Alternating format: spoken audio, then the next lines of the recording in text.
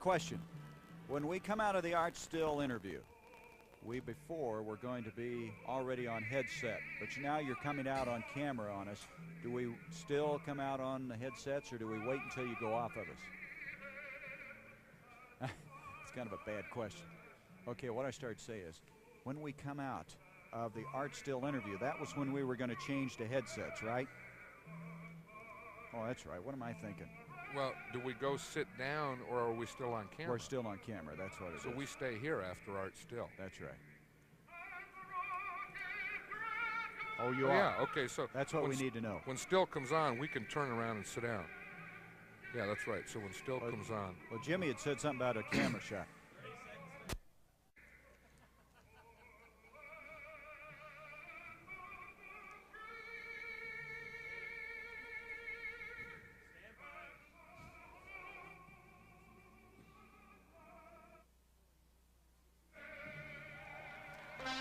The Detroit Lions, one of the surprise teams in the NFL this year. They have a 2-game lead on the NFC Central Division with a 5-2 record.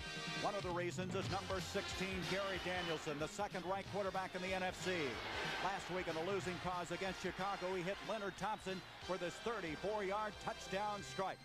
But the real excitement at Motor City centers around number 20.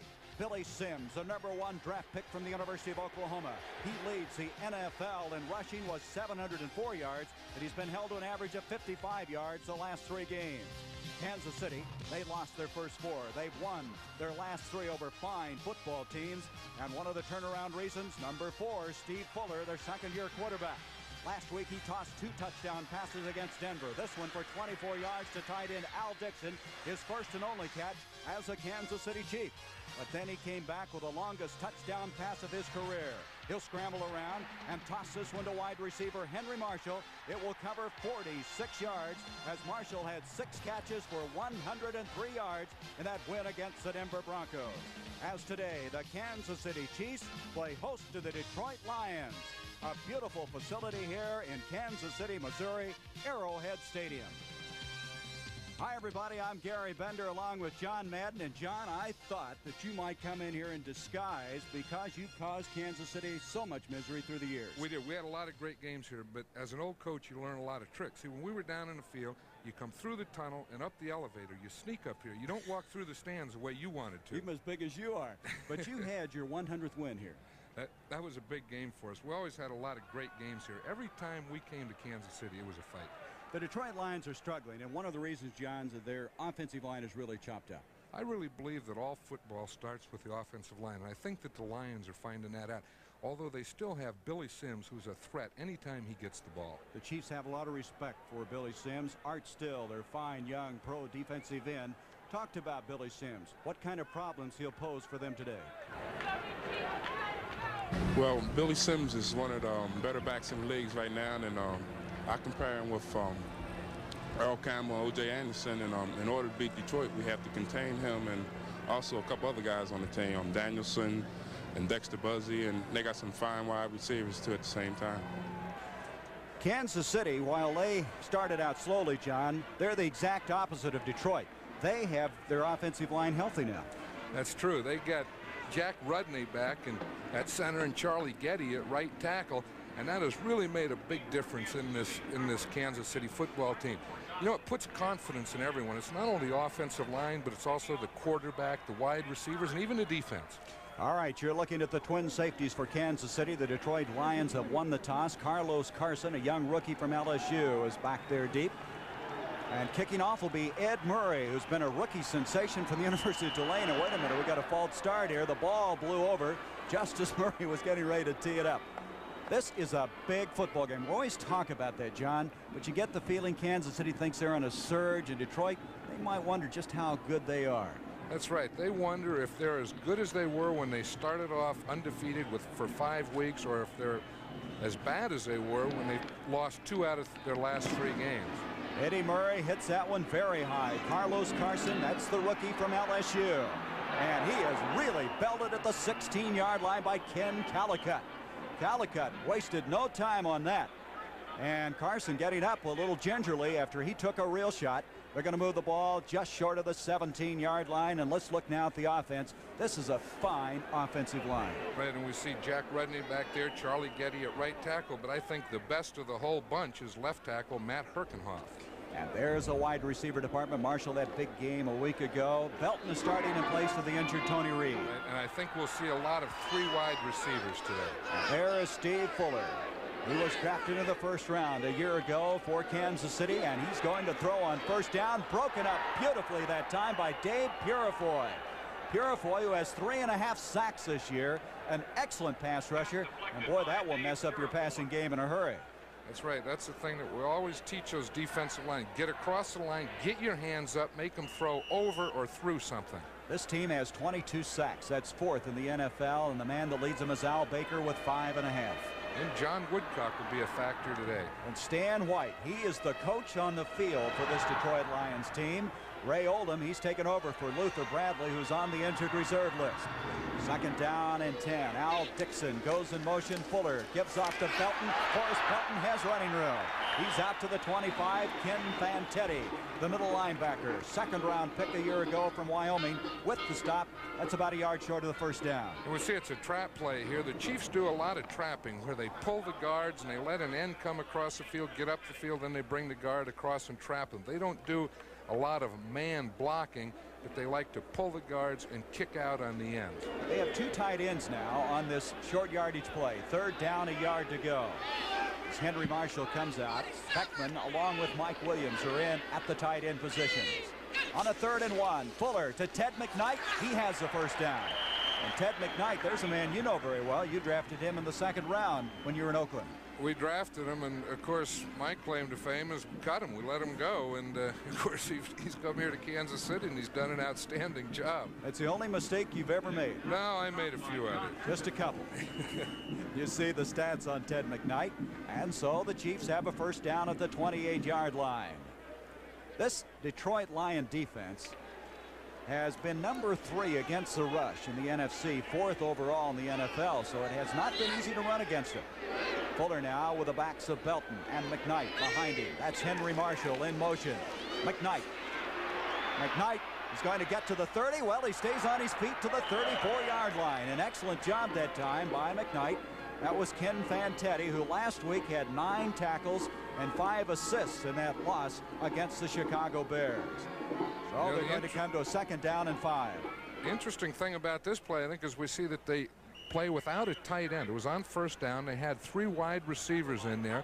They came in motion with Henry Marshall, who really becomes the tight end in that situation, and then they ran back to the other side. John, we've seen a lot of that this year, everywhere we go. I think that's a big thing in the National Football League today, and I think you have to do it. I think you have to spread the defense out. 2nd down, 5. Fuller with pressure from Purifoy. Tried to hit McKnight, and I'll tell you, Ray Oldham timed that to the point you thought he had a shot at the interception. Oldham is a veteran who's really given this team a shot in the arm. Right, and he was waiting for that one. He knew what that one was all about. He saw McKnight coming out there, and he just zeroed in on him. As a coach, you stand on the sideline, and that ball must seem like it's in the air forever when it's headed over there and you're on the offense. Not as long as it seems for the player. 3rd down and 5. Some changes being made as Detroit now will come in with their nickel defense, bringing in an extra defensive back and bringing out a linebacker. And there's a look at that defense. Stan White calls all the defensive plays. Yes, he does. And, he's been a great addition to this Detroit defense. On a 3rd and 5, Fuller with time. Good protection, but he's going to run with it. 35, he has a first down to the 45-yard line, and this is a dimension that Steve Fuller gives Kansas City. He won a game a couple of weeks ago on a 38-yard scramble. He sure did, and we'll see this again. And the thing that their offensive line coach, Joe Spencer, was telling me that when he had trouble with the offensive line, he had to scramble. Now he has good protection. He's still scrambling sometimes when he doesn't have to. But the reason he scrambled that time was because that there was no one open downfield. He had no one to throw it to. John, this guy is averaging 4.7 a carry. That give you a good idea how effective he's been. There it is, the stat on him. He and Billy Sims. First down from the 45-yard line for Kansas City. Just underway, Ted McKnight. McKnight close to the 49-yard line. Fantetti again in on the stop for this Detroit Lion team. Detroit started out with a 4-0 record. Then they were ambushed by Atlanta, came back to beat New Orleans, and were pretty well pounded last week by Chicago. Let's look at some scores. Atlanta, boy, what a big win that is. A tie in the NFC West now for first place. We were impressed with both of those teams. Washington's won 2 in a row. New Orleans still the only team in the NFL that hasn't won, and Buffalo bounced back today, and that is a real upset. That sure is. 31-13. We'll keep you posted on the scores and other games that are going at this moment. Forrest Belton, and Belton is close to the first down as he moves it to the 45 of Detroit. That's Stan White, the 9-year veteran out of Ohio State, over to make the stop. White came from Baltimore for a draft pick. Also coming over from Baltimore was linebacker coach Maxie Bond. And so they have such communication that Maxie just lets Stan take over during the course of a game. Right, and they can read each other's minds. Maxie on the sideline can tell Coach Monty Clark exactly what defense Stan White is calling. All right, already Kansas City's 2 for 2 on third down conversions. They have a third and a short yard here. Diving over is Arnold Morgado. He is their short yardage man out of Hawaii. He's a man that Coach Mark Levy said never fumbles. Then after he told us that, he knocked on wood. He knocked on wood and said hasn't fumbled. That's an old coaching thing. You know, when you talk about fumbles or interceptions or anything bad that can happen, you always knock on wood, and because you're sure when you say it, it's going to happen the next day. Didn't know you guys are that superstitious. They did get the first down. Morgado able to go over the top and inside the 45 for that first down. Good sustained drive right now for this Kansas City team. We'll see it here again. There's really no penetration, so Morgado can come and he can get that penetration, get up over the line. First down now inside the 45. This drive almost 5 minutes old. Here's Belton, and Belton on a first down picks up 3 yards. Woodcock making the stop for the Detroit Lions, and John Mendenhall, number 64, has been shaken up. Mendenhall. And here's the final. Green Bay over Minnesota 16-3, and we welcome the viewers of that game to our game here in Arrowhead Stadium. We have 10:01 left in this first quarter. This is the initial series of the game as Kansas City taking the opening kickoff. Mendenhall is down. We have a timeout on the field. No score from Arrowhead. The Lions against the Chiefs. Rodeo cowboy, never settling down. Don't you ever get lonesome from your traveling around. When the day's work is done and the competition was a little rough, it's good to get back to some easy riding and a friend. That's what friendly skies are all about. I spent the whole day on my feet. I wish I could say that. Spread your wings, fly away. Nothing's all that far. Follow the sunshine. Got 3 fingers. Reach for a star. What was that bull's name? Bad Medicine. And he was. There's friendship on high, where the eagle dares to fly. Friend, that's the nicest ride I've had in a long time. By the friendly sky. Rodeo cowboy, there you go once again. But I know you'll be back riding high with a friend. Second down and 8 for Kansas City as time is back in. As right now the Kansas City Royal fans, and they play just adjacent to the stadium here, Royal Stadium, are up and applauding as there are several of the Royals players in the stands today. And boy, this town, boy, they love their Kansas City Royal team. On a second down 8, Fuller scrambling again, and he's to the 42. He only picked up a yard on the play. Good reaction by Detroit.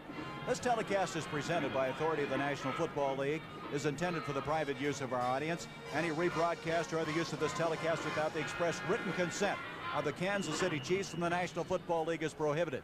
John, it looks to me like Fuller's looking to run first right now. He sure did. That may have been a quarterback draw because he didn't look downfield too long to see if he had a receiver open. And with a quarterback like Steve Fuller, you will diagram and design quarterback running plays. Thus far, Kansas City has been very successful on third down conversions. Here's another one, 3rd and 7. Fuller intended for Henry Marshall. And that's going to bring up a 4th down. Wayne Smith, who's the nickelback, rookie from Purdue, an 11th round draft pick, over covering this man who is out of the University of Missouri, 6'2", 214. He was a third-round draft pick in 1976. And Bob Grupp, who last year led the NFL in punting, will kick from inside the 45. He's not up there average-wise like he was a year ago. As you can see, 39-1. Well, last year he kicked 43.6. Marv Levy said that he's been in a little slump, and he hopes that he's working himself out of it now. John Arnold is back deep. Also going back, there's Ken Callicutt for the Detroit Lions. Grupp on fourth down, rather, hits a high one. And Callicutt having problems. But the Detroit Lions have recovered at the 20-yard line. Ken Callicutt had that ball go down the front of him. It looks like Ulysses Norris, number 80, the tight end, second-year man from Georgia, came up with a fumble recovery. So Detroit has the football for the first time at the 20-yard line. 9:06 to go, first quarter.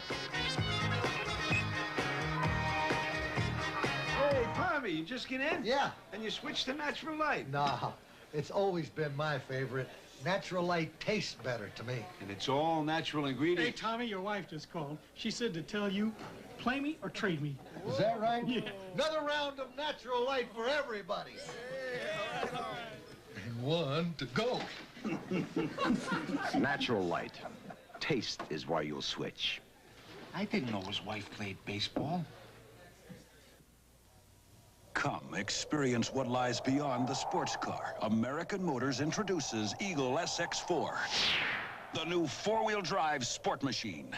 Eagle SX4 outcorners Trans Am in soft sand, out-accelerates Mustang Turbo in loose dirt, outbrakes MGB on dry pavement.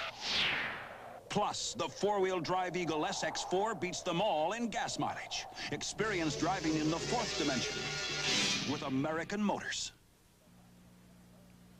See the battle of the NFL cheerleaders, the Fats Mosconi Pool Challenge, and the Acapulco Cliff Divers next Saturday, 4:30 Eastern on the CBS Sports Spectacular. The Detroit Lions, their first play from the line of scrimmage. And it's the 20-yard line, almost mishandling that punt as Gary Danielson, 8 touchdown passes this year, only 2 interceptions at quarterback. Gives off to Billy Sims, nowhere to go. John, I'll tell you, Sims has had to work hard the last 3 weeks to find any opening. He sure has, and Art Still was talking about that before the game, and he says they're aware of Billy Sims and they're going to have to gang tackle him. Now let's look at this offensive line. Tommy Ginn is the center because they've had all kinds of injuries at center. Mike Whited starting his second game at tackle in place of Keith Dorney. The receivers, Fred Scott, their leading receiver with 23. David Hill, a fine tight end. That offensive line, we'll watch it very closely. Before the day is over, the Lions may use their 5th center of this year. Sims again, and Sims for 2 yards. John, you've had a very interesting comment about Billy Sims. He's played almost a full season as far as college football is concerned. This is the most difficult time for rookies. What happens to him is they've played 4 preseason games, they've played 7 regular season games, 11 games, and that's the regular season. And now you're telling them today, after today's game, you've played 8 games and you're halfway over. And there's a look at that defense of Kansas City. They play the 3-4. That secondary, Barbaro and Green, 2 of the finest young players in the National Football League. 3rd down, still almost 9 yards to go. Again, Sims, his 3rd straight carry, and Sims gets to the 24, and that's all. Herb Christopher, the strong safety, belted him down, and if a trend is set early, the trend is that Kansas City is really zeroing in on number 20. I think the trend is that the Detroit Lions are going to establish that they're going to work Billy Sims today, and the Chiefs are going to establish you aren't going to work Billy Sims today because we're going to have a whole bunch of people wherever he goes. And that was evidenced in the first 3 plays. Tom Skladany to kick the football. J.T. Smith is back now for Kansas City. Skladany coming in here with an average of 40.1, and he hammers that one. Smith will call for the fair catch, and he makes that fair catch at the 26-yard line. A fine kick that time by Skladany. We have 2 teams who have excellent kicking games, and you start talking about place kicking as well as punting. And so the Chiefs will have the ball for the 2nd time. 3 seconds more than 7 minutes to go in this first quarter. Watch out. Winter's almost here, and wind's gonna get you, and cold's gonna get you, and high fuel bills are gonna get you, because you still haven't added more insulation to your attic. So do it now. Get more Owens Corning fiberglass insulation and add another layer to put your house in the pink. See your dealer or contractor. Buy more Owens Corning fiberglass insulation now, before winter gets you. I'm hurting in places I didn't know I had. They got me doing things I never thought I could. Feeling good, feeling strong, part of something I belong. The Army can make you feel a lot of ways. Challenged, trained, and proud. With this time, with these people, with this feeling good, feeling good. What's going on below Flo's Yellow Road? Oh, you slimy varmint! A little skunk goes a long way on the season premiere of Flo, Monday at 8/7 Central and Mountain. That last kick by Skladany, 49 yards. And at the 27-yard line, Kansas City with the ball. Steve Fuller, thus far, 0 for 3 in the passing department. He's been very effective though as a runner, and they come out with 3 wide receivers. One of those, Marshall, goes in motion. And Horace Belton may have gotten a yard as Al Baker hit him. Al Baker is known for his pass rush, but you see him time and time again, John, he'll really lower the boom on you in the rush. That's right, and that's going to be an interesting matchup over there. The 2 number 60s, Matt Herkenoff, who we feel is the best offensive lineman on the Chiefs team, against Al Baker, the best defensive lineman on the Lion defense. John Mendenhall is back in. As you might recall, he was shaken up the last time they were in there defensively. He's back. Mendenhall, Woodcock, Purifoy, and Baker up front. There's those 3 wide receivers that John was talking about, and we'll keep track of that. Fuller, and that's a quarterback draw. Out to the 35. He's going to be short of the first down. And Steve Fuller, no question about it, he thinks he can run against this football team. And that's the second time that they've done that. It's interesting, the Chiefs are not using their tight end. They're using 3 wide receivers. They're playing Henry Marshall in the slot, and they're getting a good running game going. They're running inside. Look at this, John. St. Louis leading Baltimore 17-0. Cardinals coming back from, boy, what was a tragedy, and kicking their fine kicker, Steve Little, and that was a very interesting report they had on the NFL Today about Steve as he interviewed his wife.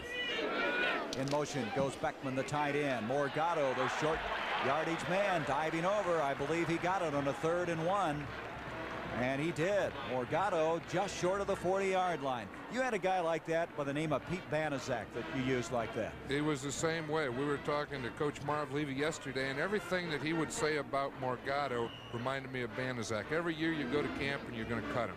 And the next thing you start playing, and he's playing your short yardages, he's playing your special teams, he's winning games for you. He's one of your most valuable players in your team. And that time he picked up a first down at the 40-yard line. Fuller looking to the far side, hits J.T. Smith. Smith makes a move to the 44-yard line. Pretty good coverage that time. Give credit to Charlie Weaver, 59. Also Walt Williams, the left side cornerback. Charlie Weaver, he's the elder statesman on this Detroit team. J.T. Smith, he was one of the real surprises last year in the NFL. He was 2nd in punt returns in the AFC, and coming in today, he's 3rd in that department. As Charlie Weaver, there he is. He played on that group at USC. They called him the Wild Bunch. USC has always had a lot of wild bunches and a lot of great players in the National Football League today. 2nd down, 6 for Kansas City. No score, 4:21 to go. First quarter. Marshall in motion. Horace Belton across the 50. First down at the 47.5 of Detroit. John Mendenhall made the stop. Belton played for Levy in Canada in 1977, the year they won the Grey Cup. We see this again. It's a trap with the guard pulled. Made a nice trap. Belton had a little hole there. Got up to the inside. Now, I think this is interesting in that they do have 3 wide receivers, which is really a passing formation. But when you can get running going from your passing formation, then you'll tend to stay with it the whole game. Now, this particular time, they have 2 tight ends, Williams and Beckman, in on this first down. Fuller play action, in trouble. He gets out of it to the 45, to the 40, 39-yard line. Fuller at 6'4", a 200-pounder, doing an excellent job of carrying the football 2 yards short of the first down. Al Baker and John Mendenhall break through here. They really have Fuller, as we see right here. We see him coming from the outside, one side and the other. They knock each other off, and Fuller runs with the ball. Look at that motion. He has one arm going one way and the other arm going the other way with the ball, but at least when he goes down, he brings it all together. Hey, what's he doing to that theory that quarterbacks can't run in the NFL? They can run as long as they don't get hurt. I think that's a pretty good statement. Second down 2 from the 39. McKnight, and McKnight is very close. Let's look at a score coming up here. San Francisco trying to get back on their winning ways, leading Tampa Bay 7-0. Boy, we've had some upsets today, haven't we? I know that Green Bay looks like they're coming back. They've played tough the last 3 Sundays. At the 37-yard line, they did get the first down. And Kansas City establishing some ball control. They've had the football most of this first quarter with inside 2.5 minutes remaining in it. Fuller already has 30 yards rushing in this game. He really adds a dimension to this football team. Gives off to McKnight. McKnight from Minnesota Duluth. Inside the 35 to the 33. Al Baker over there, 6'6", a 245-pounder, making the stop where it brings up second down. You know, the Chiefs are mixing up their plays very well. They're running inside, they're running off tackle, they're passing on first down, but in addition to that, they're really changing the formations. They're going from regular formation to 3 wide receivers to 2 tight ends, and they're really giving Detroit a lot to think about. A lot of people watching this game probably surprised to see Detroit in their blue jerseys, but this year Kansas City chose to play their home games in their white jerseys, which is a departure from years past and departure through most of the NFL teams. Most of them wear their dark jerseys. To the 30-yard line, Stan White made the stop. Third down, still almost 4 yards to go. Stan White, John, was taken on the 17th round in 1972 by Baltimore. That shows how much we know about scouting sometimes. Some of these players that are free agents that are playing today, 17th round draft choices, but Stan White has always been a factor in every game that he's played in. There's a lot more than his intelligence and calling plays and defenses. He's a real factor in making plays. 3 wide receivers in on a third down, a long 3 to go. Those computers don't always tell you what you need, right? Fuller to McKnight. And McKnight is going to be stormed for a loss, and that's going to bring up fourth down. I had the idea he wanted to throw that ball for a moment, but maybe not. As J.T. Smith was down the field, but he had no time to throw it. And McKnight getting up slowly. He got belted pretty well on that play, and so fourth down now coming up for Kansas City from the 34-yard line.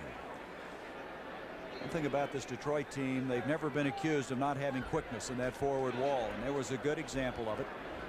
Fuller was over on the near sideline.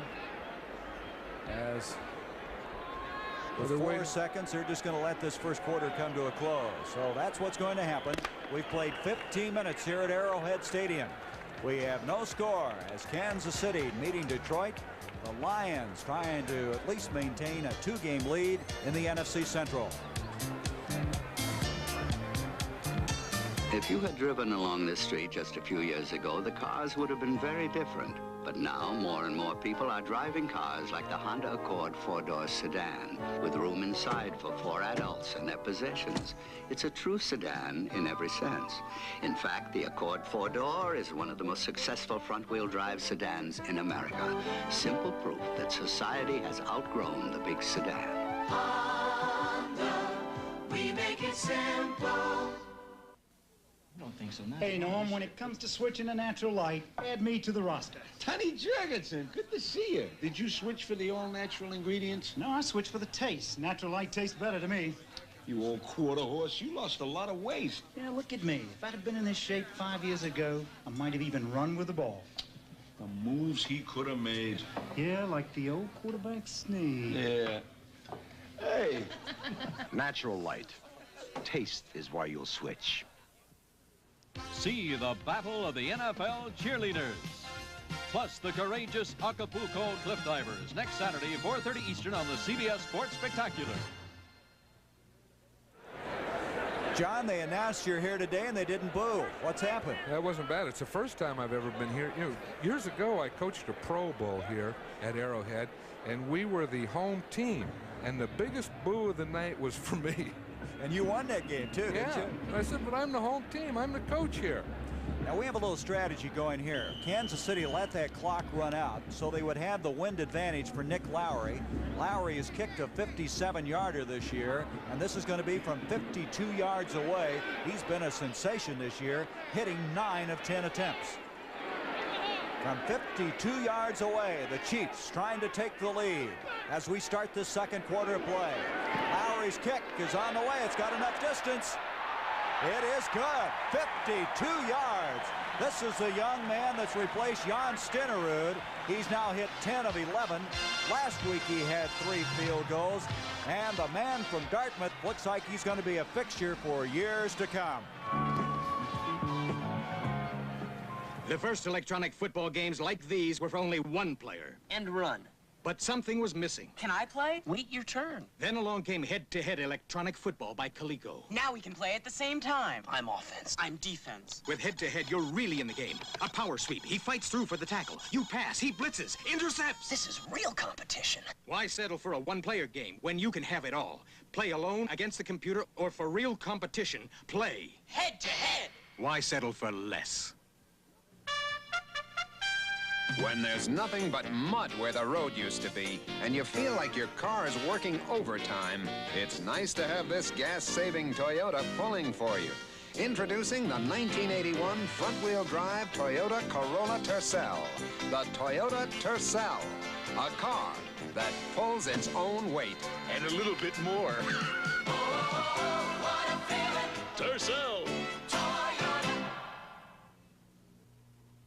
Can we afford 4 more years of broken promises? In 1976, Jimmy Carter promised to hold inflation to 4%. Today, it is 14%. He promised to create more jobs, and now there are 8 million Americans out of work. He promised to balance the budget. What he gave us was a $61 billion deficit. Can we afford 4 more years? The time is now for strong leadership. Reagan for president. Look at that time of possession, over 7 minutes, a 52-yard field goal by Nick Lowery, his 10th of the year. And in that first quarter time of possession, Kansas City had the ball almost 13 minutes as Rick Kane and Ken Callicutt go back for the Detroit Lions. Kane is the leading kickoff returner in the NFC, and he's going to get a shot at one here. Kane at the 15, and this he turned around. Oh, that was Ed Beckman, a tight end. And Kansas City showing that field goal kind of fired him up a little bit. We'll see that one again. And Rick Kane is a fine runner, and he's not one to avoid a lot of collisions. But on this one right here, he probably wishes that he had avoided that collision. That's the head right into the numbers. That's the way you coach it, right? You coach it, but I don't know if you coach to run it that way. You'd like him to avoid or miss those shoulder pads a little more than that. That one had to hurt. At the 15-yard line, the Lions trailing 3-0. Just underway in the second quarter. Danielson to Sims. Sims, he got back to the line of scrimmage, and that's all. Dave Lindstrom. And John, you got to wonder if they can run Billy Sims against Kansas City. Well, they can't early in the game. They're trying to establish that. One thing in their defense is the Lions, they haven't really had good field position. They're inside the 20-yard line. It was a great kickoff coverage, and they haven't had good field position. Look at the upset here. Brian Sipe threw 2 fourth-quarter touchdowns to beat Pittsburgh 27-26. And the Steelers have lost 3 games in a row. It's going to be a tough uphill struggle for them. Second down, 10. Dexter Bussey this time, and Bussey is hammered very hard that time by Herb Christopher, who roared over, along with Whitney Paul. Whitney Paul is a man who started his career as a defensive lineman, moved to linebacker. And John, you've always liked the play of Whitney Paul. You never liked to play against him. When he was a left defensive end, he always gave us trouble, and then they moved him to linebacker, and he gave us trouble at that position. We probably should have drafted him. We had his brother, Harold Paul, who was a tackle. The day of the draft, he was in the office and saying, draft my brother, draft my brother. I said, who listens to players? We know what we're doing. Kansas City draft has been a pain to us ever since. 3rd down and 6 now. David Hill, the tight end in motion. Danielson with time, now scrambling out. Danielson's going to run 20, 25, 30 as a 1st down. And Gary Danielson, who's been a very effective runner this year, averaging over 6 yards. Gary Danielson on the carry. Doing a good job of carrying that ball out across the 30-yard line. And he gets a play from Monty Clark as he goes back into the field to play. See, again, when you have a quarterback that can run, the defensive line can't rush to a point. As we saw there, Still was coming to the point from one side. The other side, it was Lindstrom. And then he was able to get outside of that containment. That's the advantage of a quarterback that can run and avoid a rush. And now that's the field position that you mentioned Detroit didn't have earlier as they moved it out to the 32. Scott split out. Also out is Leonard Thompson. Danielson on 1st down, wanting to throw. A lot of congestion, and he's going to be thrown for a loss at the 29. Dave Lindstrom, 3rd-year man from Boston University. A man they picked up from San Diego, had 3 sacks coming into this game. Lindstrom playing as Mike Bell, #1 draft pick, is out for the remainder of the season. As we watch this play again, it was a funny pattern. He only had 2 men out, his 2 outside receivers. He was trying to throw to his right there deep on and up. It was good coverage. He had no choice and he had to run. Gary Danielson has yet to throw a pass in this game. 2nd down now, 12, a loss of 2. Line of scrimmage, the 29-yard line. Danielson back again. This time, David Hill broken up by Christopher. Herb Christopher, who's not very big for a strong safety. He's only 5'10", 190, but he reached over Hill. Did a pretty good job on that play. It was a good job because the thing that you worry about there is interference, and that if you touch the man before the ball gets there, it's interference. He waited and waited and then just reached his right arm right over the shoulder and knocked the ball out of Hill's hand. See the arm come over? Boom. That's a fine defensive play. Thus far, the Lions with only 1 first down as they come to a 3rd down and 12. Dombrowski has come in as they have 5 defensive backs in. You saw that stat on Danielson. That's something, throwing that many passes. He's back again. This time he hits Dexter Bussey. Bussey's short of the 1st down. He cannot get to the front of that stick as he's dropped short of the 40-yard line. He needed to get to the 42. Thomas Howard over to make the stop, and it's 4th down for Detroit. I'm impressed with the way this Chief defense is swarming. On any run, they have a lot of people around. We look here, there's a missed tackle, another one right here, and then a whole bunch come to stop him from the 1st down. Skladany in to kick. Going back deep is J.T. Smith for Kansas City at the 24-yard line. He's averaging now over 12 yards a return, and I know Detroit is aware of that as you look at him from North Texas State, a 3rd-year man. Here's Skladany. Skladany has really been kicking the ball, and he hit another boomer. Beautiful kick. Smith going back to the 15-yard line. Trying to get to the picket line, and the blue shirts are there. And both these teams are covering very well on punts. That was a 45-yard kick that time by Skladany. Curtis McCray over to make the stop. I think I saw a clip on that. On that return, and I'm sure that it'll be a 15-yard penalty against the Kansas City Chiefs. That's one of those deals, if you can read their name, you don't block them, and he was in position to read his name, and he blocked him anyway. And if you have players that can't read? Well, or some of the names today. You know, you get these kickers and so on with these long names. You just tell them, if you can see their name, don't block them. Let's see if we can pick it up. Bob Fishman, our director, has an ins. We probably can. It's right up here on this sideline as we come down here. He makes contact. It wasn't blow. It was an upside clip. Right there. See it right there on the right-hand side. See? He was in position to read his name, and he blocked him anyway. So it's back to the 10-yard line.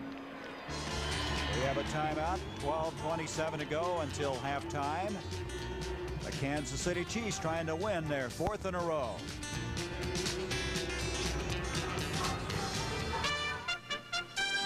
Hi, my name's Jerry. We're identical twins. Well, almost. I like this 1981 Toyota truck because it's tough. I like this 1981 Toyota truck because it's low price. He always likes a bargain. And he always likes to be tough. Look, I see my sister's point. For the money, this truck is hard to beat. And I see my brother's point. A truck should be tough, like a Toyota. Thank you. You're welcome, Mr. Macho. What a feeling. Tough deal. Toyota. A bright red fire truck, a blue Calliope, a yellow moon, a pink balloon, a golden Dixie Jamboree. Yes, America's true colors come through on GE. GE TV brings you America's true colors, vivid and lifelike. And with GE's special VIR2 circuit, the color is automatically adjusted. Yes, America's true colors come through on GE. GE, we bring good things to life. See the battle of the NFL cheerleaders, the Fats Mosconi Pool Challenge, and the Acapulco Cliff Divers next Saturday, 4:30 Eastern on the CBS Sports Spectacular. With John Madden, I'm Gary Bender. It's first down now for Kansas City at the 10-yard line. They lead it 3-0 on the strength of a 52-yard field goal by Nick Lowry. And this Chiefs team, who's won some very impressive games, going for their fourth in a row. They beat Oakland, Houston, and last week Denver, and now trying to add Detroit to that list. Fuller gives off to Beltman as he belted. Oh, great job that time by John Woodcock. The ball is loose. Bill Gay, but it's been dead. Bill Gay, just in case, taking it in, and they'll bring it back. They always do, but those defensive linemen love to run them in. Tampa Bay now has tied up the 49ers 7-7. Cincinnati playing very respectable football, leading Houston. And Seattle, well, they're trailing Oakland. That's always been a good struggle. You've had a lot of trouble with Seattle through the years. Yes, we did. That's Zorn. Zorn is something. He really is. Second down. They may have lost a half yard on that last play. In motion comes Mike Williams, the tight end. Belton again, and the Detroit Lions right now are really stuffing this running game. Al Baker and Woodcock again on the stop. Woodcock was out in 1979. He had back surgery. He was sorely missed, especially because he's very good against the run, and he's shown that the last couple of plays. He sure is. I was talking to him in the locker room before the game. We were talking about Tom Condon, and he said Condon is a strong blocker, a strong guy. He said, I'm not going to get in a strength contest with him. I'm going to try and get around him and beat him with my quickness, which he just did on that last play. 3rd and 13, 3 wide receivers in now, again for Kansas City. Fuller on a little delay to Ted McKnight, but that did not fool Detroit. Tried to cross him up, but the Detroit Lions read it extremely well. And now Kansas City will have to kick from the end zone. Detroit has adjusted well to the running of the Kansas City Chiefs. I think at first they were playing that 3 wide receivers as a passing formation. Now they see that they want to get him in that, spread him out and run. Detroit knows it now, and they're playing to run hard in those situations. John Arnold will go back as he'll get the kick from this man, Bob Grupp. You see his first kick, not what he wanted, but he did get it high and almost got a fumble on it. Good pressure put on. Arnold from the 50-yard line. He's averaging over 7 yards a return, and Kansas City storms him down. I don't know who you give credit to. I guess Belton was down there, one of the first. Also Stan Rome, a wide receiver. And so Detroit with good field position, trailing 3-0. They'll have the ball just about on top of the 50-yard line after a 42-yard kick by Bob Grupp.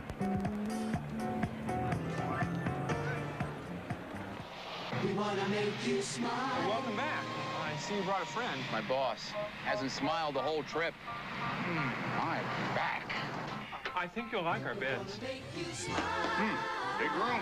Everything all right? Just fine. Call me for dinner. In an hour.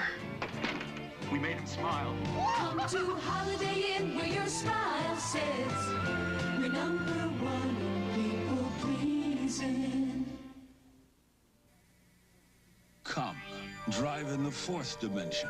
Experience the 4-wheel drive edge of the American Eagle. Feel all 4 wheels bite into bone-dry pavement, slice through rain, eat up snow. This year, Eagle introduces incredibly improved gas mileage to its spectacular four-wheel drive advantage. Why drag two helpless wheels along? Now drive with extra traction and economy in the fourth dimension. The American Eagle from American Motors. Stand by, 5 seconds. Charles Kuralt. He's getting ready to start your day. Good morning. Charles Kuralt anchors Morning, now every weekday. From the 49 of Kansas City, that's where Detroit has it. We have 10:13 remaining in this first half. Kansas City with a 3-0 lead. Gary Danielson has receivers wide left and right, gives to Sims, and Sims is driven backwards. That's Gary Spaney, 59, and Dave Lindstrom. Let's check another score. Philadelphia leading Chicago 7-0. In that game, Montgomery is not playing. Chicago, of course, defeated Detroit last week, 24-7. Vince Evans with his first start and also a win. And they've had problems with their offense. Their defense is playing great football. 2nd down, 9. Boy, this guy is having to work again today. Thus far, he has just been shadowed by this Kansas City defense. In motion, Freddie Scott. On the 2nd and 9. Protection excellent. He hits at the 35-yard line for the first down. Barbaro over there. Making the catch is Jesse Thompson, the second-year man from California who's come back from Reiter's disease. As we see it here again, he has good pass protection. He has time to step up and throw, find his receiver, get it over and get the first down. And that's what he has to do. They started off establishing that they were trying to establish that they were going to run on 1st and 2nd down. Now he's coming out and throwing on 2nd down, and that's a big difference. Thompson with his 6th catch. What a story he is. He missed all of last season. He lost 60 pounds due to that disease. He's battled back, and he's on this 45-man roster. On 1st down, Danielson with time to throw, intended for Scott, and is picked up by Barbaro. Barbaro at the 30-yard line, and that is his 5th interception of the year.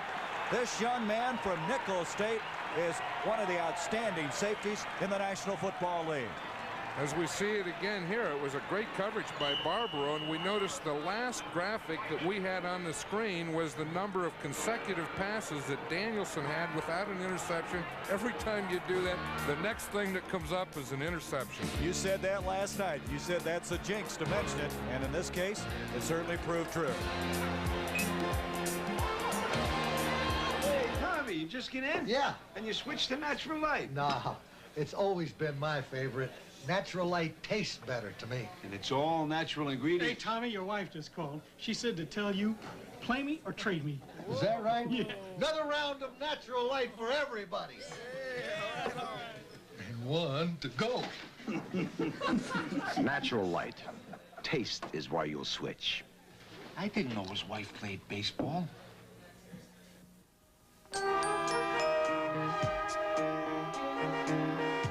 Just imagine, if everyone drove a car like the Honda Civic DX, there'd be more room on the freeways.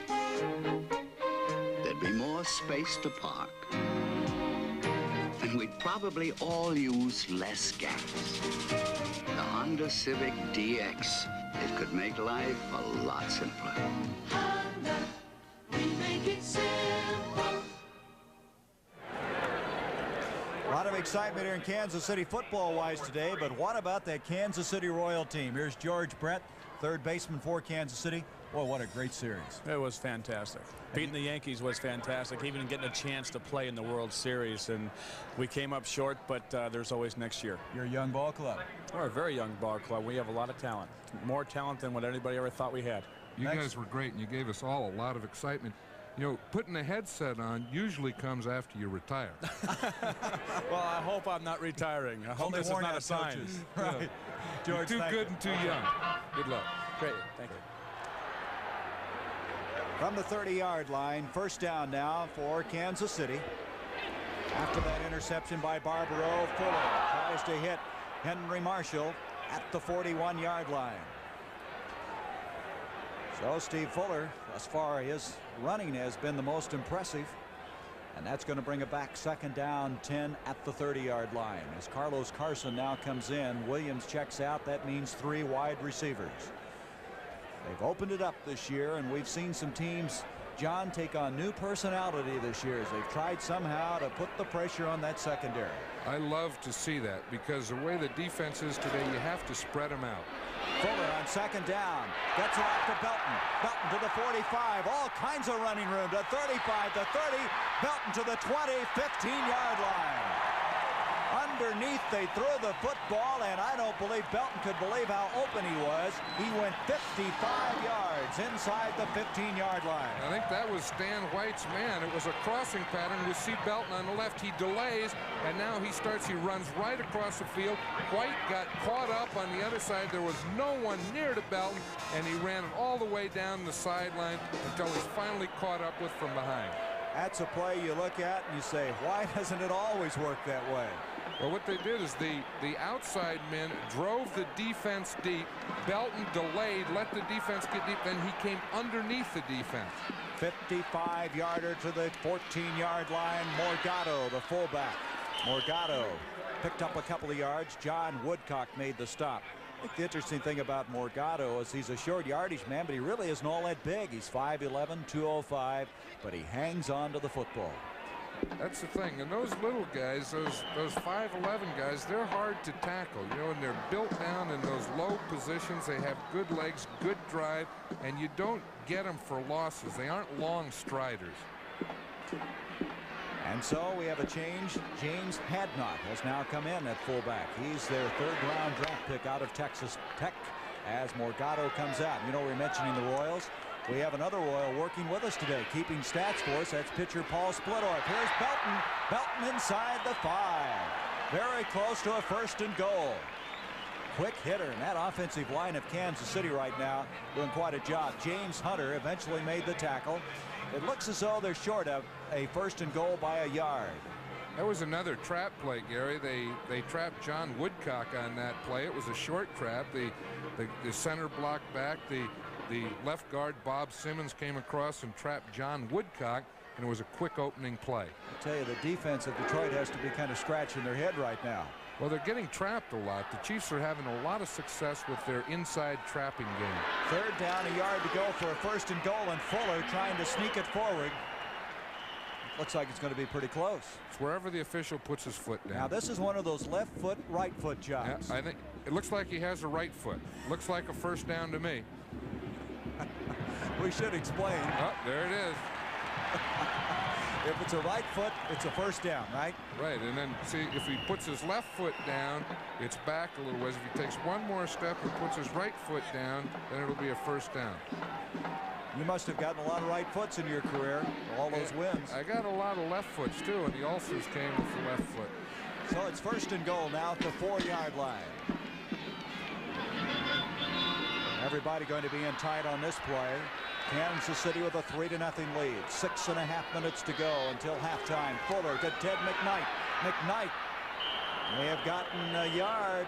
That's about all. Again, Detroit reacting very well on that play. Some good gang tackling by this Lion defense, which again is 3rd in the NFC against the rush, is 6th overall.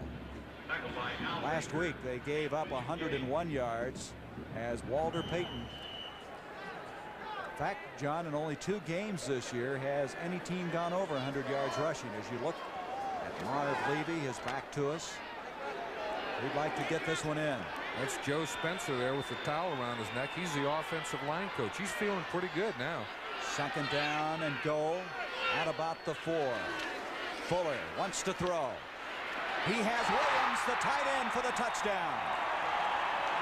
Mike Williams with only his 2nd catch of the year. He's the man they moved from running back to tight end, and that's his first NFL touchdown catch. Steve Fuller did a nice job on that. Al Dixon, the tight end on the other side, was running a crossing pattern from the outside. You see him here. He's looking to the left. He's trying to find Dixon. He doesn't see Dixon. He can't find it. Now he comes back and hits Mike Williams. Boy, what a thrill that's got to be for this young man who's been adapting to that tight end spot. And coming up with the catch for the touchdown. Lowry, the point after attempt. He's big, 6'4". I think O'Donohue's maybe the biggest. He's 6'6", who's now doing the place kicking for St. Louis. Lowry made that look easy. Little chip shot for him. And now Kansas City with a 10-0 lead with 5:39 to go in this first half of play as Warpaint is on the move here at Arrowhead Stadium. Watch out. Winter's almost here, and wind's gonna get you, and cold's gonna get you, and high fuel bills are gonna get you because you still haven't added more insulation to your attic. So do it now. Get more Owens Corning fiberglass insulation and add another layer to put your house in the pink. See your dealer or contractor. Buy more Owens Corning fiberglass insulation now, before winter gets you. If you had driven along this street just a few years ago, the cars would have been very different. But now, more and more people are driving cars like the Honda Accord four-door sedan, with room inside for 4 adults and their possessions. It's a true sedan in every sense. In fact, the Accord four-door is one of the most successful front-wheel drive sedans in America. Simple proof that society has outgrown the big sedan. Honda, we make it simple. Live for the title, see undefeated WBA lightweight champion Hilmer Kenty meet top-ranked WBC contender Villamar Fernandez, Saturday, November 8th on the CBS Sports Spectacular.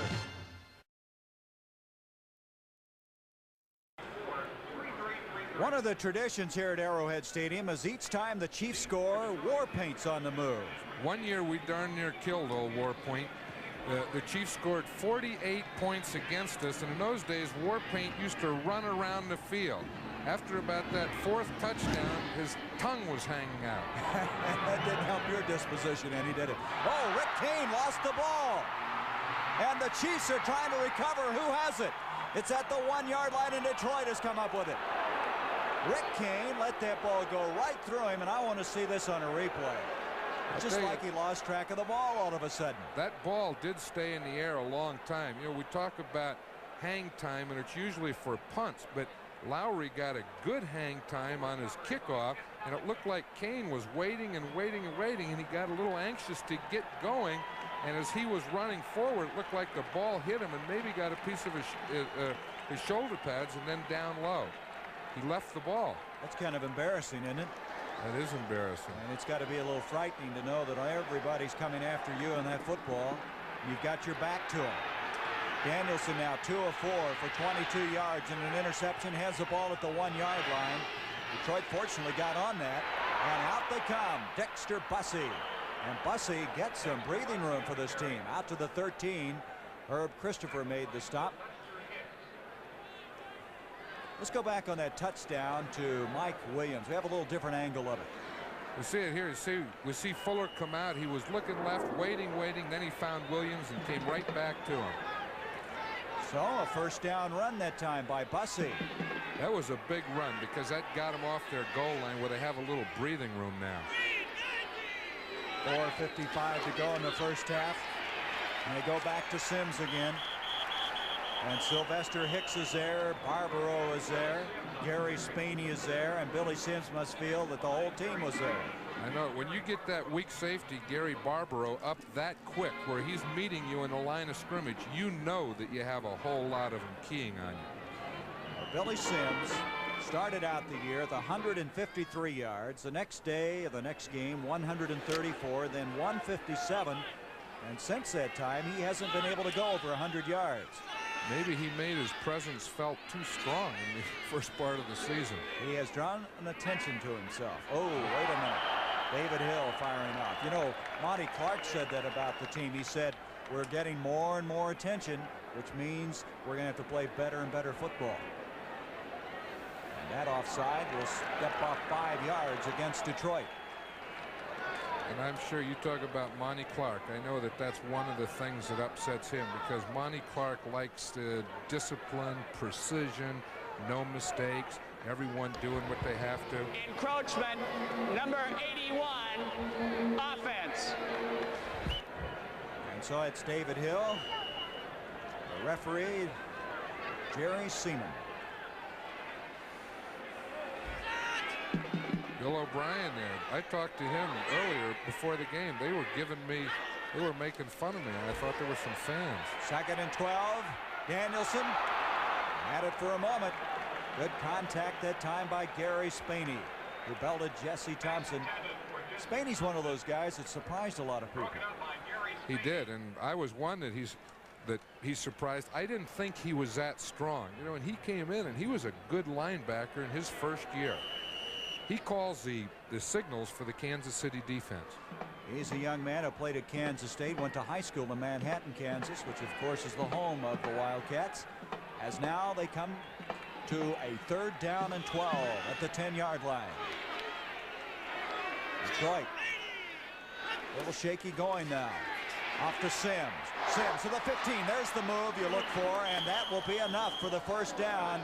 That little extra acceleration that he seems to have picks up 12 yards. There's Billy Sims. You know, you wait and they started and they had gang tackling and they were stopping him, but you know it's just a matter of time. You're not going to stop this guy every play. You see the quickness that he has, that little, he plants with the outside foot, the next foot is straight up the field. I'll tell you something, they'll keep running Billy Sims and he is going to get his share. Averaging almost 5 yards a carry. And John, you said this one time before, he's going to play a long time. His running style is conducive to that. Right, he doesn't have those long strides. The long striding running backs are the ones that get hurt the most. First down from the 23-yard line. 10-0, Kansas City with the lead. Up the middle, a couple of yards to the 25. And Giro, a rookie from Rutgers. Dino, number 74, making the stop that time on Dexter Bussey. Bussey is the man that led this team in rushing 4 of the last 5 years. He started the year out in spectacular fashion. He had 111 yards against the Los Angeles Rams. There was a lot of talk of, you know, how Dexter Bussey would be affected by Billy Sims coming, but he welcomed Billy Sims. 2nd down 7 from the 25. 3.5 minutes remaining, second quarter. Danielson to Sims. Sims straightened up as he gets to the 30-yard line. Manu Maliuna over to make the stop. Second-year man from San Jose State. That's the word that you really wanted, Manu Maliuna. I think one of the big matchups in this game is Mike Whitehead. As we watch the right tackle there, he's coming to the outside against Art Still. You see he handles him there in the line of scrimmage, holds him, doesn't let Still get across the line of scrimmage, but then Still does make the tackle for a couple of yard gain. That'll be an interesting matchup all day. The rookie Mike Whitehead against the Art Still, Kansas City's best defensive lineman. You know, Whitehead made this football team originally because he could snap the football. And that was the only reason. Now he's starting to tackle as Keith Dorney, their #1 draft pick 2 years ago, out with a knee. Danielson back. 3rd down and 2, and he hits his man. Good ad-lib job. That was, and he had to ad-lib on that play because Art Still was breathing right down his neck. We were just talking about Mike Whitehead against Art Still. Art Still beat Mike Whitehead on that play as we see Sims come out. Now, one thing that Sims, he's not only a runner, but he's a good receiver, and he enjoys this part of the game. 18-yard pickup. John, he only caught 3 passes in college, and some people are saying, hey, can he catch a football? He certainly can. He had 18 of them before this game. And so we have the 2-minute warning. Detroit starting to put their offense together. As you can see that Billy Sims now starting to make his presence felt.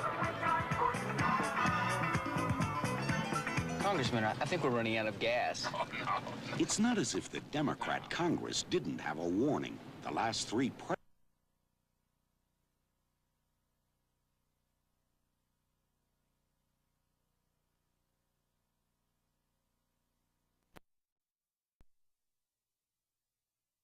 and drove this new Mazda RX-7, and that's all it took. Just one look, that's all it took. Yeah, just one look, that's all it took. The Mazda RX-7 keeps getting better. Even the mileage is 24% better than last year.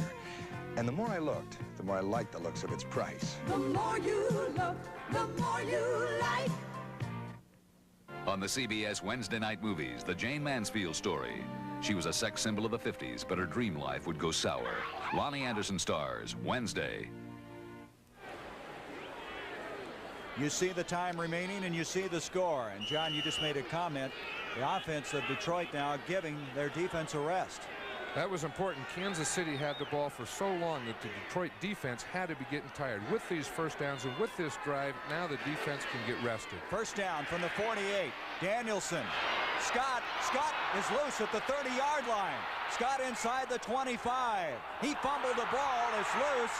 I believe, though, they have ruled the ball dead. Let's see.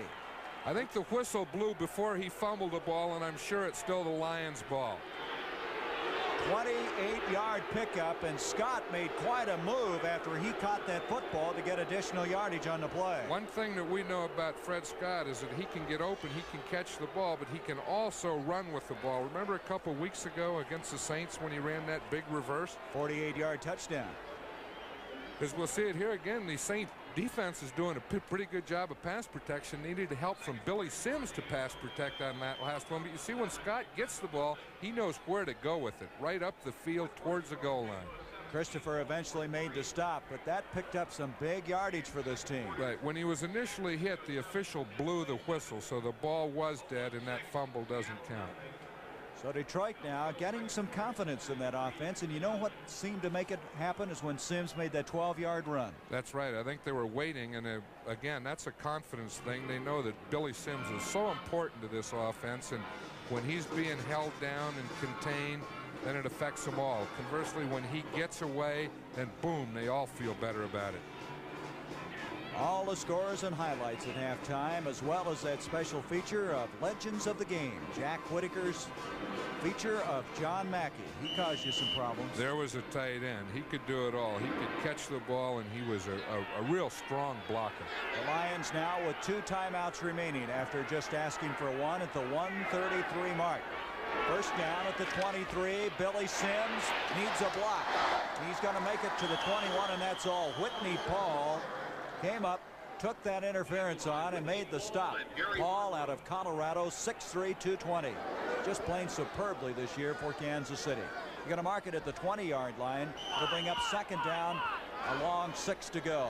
Lions without a huddle. Here's Sims again, and this time Lindstrom, 71 there. Lindstrom has really played well in this first half. I'll tell you, that was a big play for him, because now they create a 3rd and long where Detroit will have to take a timeout, and they'll be in a passing situation here. You can see the time ticking away. Jesse Thompson replaces Leonard Thompson. They're no relation at the wide receiver spot. 3rd down, still 7 yards to go from the 20-yard line. And they didn't take a timeout. No, they didn't. Taking a lot of time getting this play underway. They did at the 31-second mark. Danielson scrambling around. Danielson has David Hill, the tight end. He almost dropped it, but he hangs on at the 8-yard line. And timeout now called by Detroit with 22 seconds. They'll have 1 left. Hill almost didn't hang on to that ball. A 12-yard pass completion. There he is, a Pro Bowler the last 2 years out of Texas A&I. You see the time remaining. And Detroit trailing 10-0. They'd like to get at least a field goal before halftime.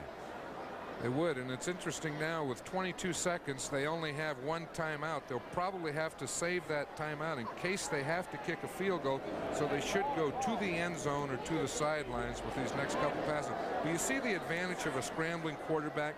He started to get rushed. He couldn't find anything. Now he was able to move a little and buy some more time until he could find David Hill. You know, David Hill had a real fight going on with Christopher, and that ball bounced away from him. Christopher reached in, but Hill, as strong as he is, able to hang on, and they have a 1st and goal at the 8-yard line. You know, we were talking about John Mackey at halftime. That's one of the things where strength comes in, and that's what he could always do. He would bull those strong safeties around, get in position, as David Hill did there, where they can use the basketball type thing, you know, get their body between the ball and the defender. Ed Murray, who's their field goal kicker this year, is 14-20, but he was 0 for 2 last week and had 1 field goal block. Right now, Detroit's thinking touchdown, not field goal. And if they can get a touchdown, this will be a different ball game going into the halftime. Scott, Jesse Thompson split to the top. Danielson trying to get Sims over there. He has 3 seconds, 2 seconds, 1. He's going to have a delay of game. Danielson has a delay of game. Well, that was probably a pretty good decision on Gary Danielson's part. He didn't like the formation he had. Now his alternative there was either to take the delay a game or take a timeout. He only has one timeout. He couldn't use it there. He didn't want to run the play down here on the 7-yard line, 8-yard line, so he decided that he would take the 5 yards and then call another play, get everything straightened out, get ready to go again. So that moves the ball out to the 13-yard line. Delay of game, number 16, offense. That's interesting. Just yell out a number for delay a game and they mention one down. Here's Danielson from the 13. In motion. Goes Sims. Danielson with time. In the corner, Scott. Scott with Eric Harris, number 44, with him all the way. Harris is the young man from the Canadian Football League who has 2 interceptions this year. He had that one covered very well. He sure did. There was no place for Danielson to throw that ball, but again, he knows it was only first down. He still has his 3 downs to go, so he really threw that one away. You see it now, 2nd and goal, and you see also the time remaining, 17 seconds. You don't want to force the ball down here. It's either there or you throw it away. Do they have 2 plays left here before they go for a field goal? Yes, very definitely. On the 13, Danielson again. And he has his man, a remarkable catch by Jesse Thompson. He held on at the 2-yard line. Now he has to take the timeout, which he's doing. Now he has the ball in the 2-yard line, and this is a tough decision because you're going to have to throw the ball even though you're on the 2-yard line because you don't have any more timeouts. Danielson is going over, and he was kind of moving his arm around there and holding his shoulder. I wonder if he may have got hit on that last play. Well, he has a shoulder that's been giving a difficult time. Look at this again. Look at this catch by Thompson. It was a great timing thing. That was the 3-step drop where you go back, and he just threw it in there. I think that was an amazing effort just holding on to that ball, but you may as well hold on to it down there because you know you're going to get hit. You get hit the same if you catch it or if you don't catch it. They're actually going to mark that ball at the 3-yard line, John. Now, no timeouts left. Boy, this is a tough situation. Well, you have to pass. It has to be a passing play, and the best type of passing down here is a play pass where you fake a run and then have a crossing type pattern to a tight end. It's a very difficult place to pass because the end zone, of course, is 10 yards, and you only have 3, so the defense only has to defend 13 yards of territory. You hope that you can hold someone or fool someone. Now the Chiefs have jumped into a 4-man front. Mangaro has come in. 3rd and goal from the 3-yard line. 11 seconds left in this first half. Danielson back looking for somebody. He has David Hill. Christopher covering, and so they will attempt the field goal. 4th down. And Murray will come in. Now I should mention again that he had 1 blocked last week. He was 0 for 2. He hit his first 7 this year. He's a 7th round draft pick from Tulane. Then he missed 2 in a row, then hit 4 in a row. He still is leading the NFC in scoring with 60 points. You know, this isn't a bad situation to fake a field goal because you could fake and you could throw the ball and then come back and kick a field goal. And I recall a couple of weeks ago we watched him do that in practice.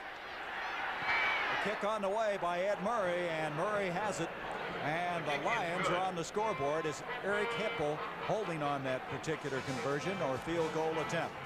And so it's a 10-3 game, and I would imagine, John, that Detroit really now has a great amount of confidence. That last drive, they did a little bit of everything, and they did it very well. You know, Hipple did a nice job of holding on this play, Gary. You would see here the ball was outside and low, but he got it, brought it back in, and got it down in time for Murray to get it up for the field goal.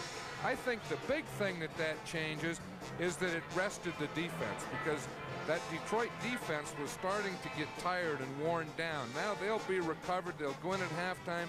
They'll be able to come out fresh in the second half and start all over again. 10-3. As Detroit will be kicking off a 20-yard field goal that time by Eddie Murray.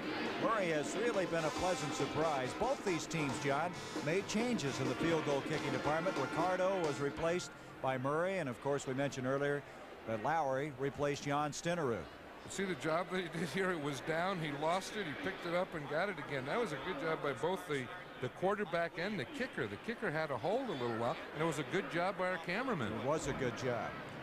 Back deep, Carlos Carson standing at the 5. Morgado was also back there, along with Mike Williams. And a little squibber bouncing around, and Morgado's going to take it to the 25-yard line, 30, and he'll bring it out just about to the 35. And that is going to be the end of our first half of play. And so, a game that we figured to be close is just exactly that after we played 30 minutes here at Arrowhead Stadium. The score, Kansas City 10, Detroit 3. TCR, engineered for action, built for quality, designed to last. The cars, built with metal gears and real rubber tires to stay on the track at scale speeds of 300 miles per hour. The Jam Car, a moving obstacle that constantly tests your passing skills, and only TCR's got it. The toll-free number, it'll answer all your questions and keep you racing day and night. TCR, slotless racing from Ideal. It costs more, but it's worth it. For 1981, the Toyota Celica Supra gets recharged. Charged with more performance, a new 2.8 fuel-injected engine, an optional performance package, sport suspension, spoilers front and rear. The new 2.8-liter Toyota Celica Supra, recharged for 81. A Celica never performed like this before. Supra! It's halftime at Arrowhead Stadium in Kansas City, where the Chiefs lead the Detroit Lions 10-3. A 52-yard field goal by Nick Lowry, and also a 20-yarder by Eddie Murray, and then a touchdown pass from Steve Fuller to Mike Williams. The difference thus far as we have 30 minutes of football remaining here in Kansas City. I can make it. But some of my friends just can't live with the inflation. My son and his family, it's so hard for them. Why doesn't someone in Washington do something about prices? Too many people are suffering. I think I'll make it, though. For 25 years, the Democrats have controlled Congress, and they've let inflation steal something good from America. Vote Republican for a change. Introducing a car with better ideas from Germany, Japan, America, from around the world. Introducing a world car. The new Ford Escort, built in America with better ideas from around the world. Escort has higher gas mileage ratings than Rabbit, Accord, Corolla hatchback, yet it is roomier inside. And Escort has four-wheel independent suspension, front-wheel drive. Ford Escort, built in America to take on the world. I think that accomplishments, the things I can take the most pride in, come not from the football field, but when I help others. Hi, I'm Ted Albrecht of the Chicago Bears. Over there is Soldiers Field, where I play football, and these are some of my pals from the Abraham Lincoln Center here on the south side of Chicago. Why don't you come along and we'll show you the center. Come on, guys. This center plays a big role in the life of this neighborhood. That's why United Way supports it. Here they give courses in the arts, teach young people to work and perform with others. It's giving a chance to people to help themselves, to learn job skills and become a productive part of their community. That's what we mean when we say United Way works for all of us. United Way really makes a difference here in Chicago. Thanks to you, it's working for all of us, the United Way. Right? Right! The preceding announcement was furnished as a public service by the National Football League. 10-3 our halftime score. John Madden has a ring here commemorating his 100th victory in 10 seasons. There's only been 2 men in the history of the National Football League able to accomplish that. It's this guy here and also his good friend Don Shula. As we mentioned at the top of the show, that 100th win happened right here. Right here in Kansas City, and we had some great battles here. I was just talking to Bobby Bell outside, the great Chief linebacker for years, and that brought back the memories of those games and the rivalry that we had not only here but in Oakland. Every time we played the Chiefs. It was a big game and a meaningful game. Who made that ring for you? How did it all come about? Well, my wife thought that I should retire. So I said, well, you know, we're close to 100 games. It would be nice to win 100 games and then retire. So that was important to her. So when we won the 100th, she had it made. She said, okay, you said you wanted to win 100. You won 100. Here's your ring. That's it. That's super, John.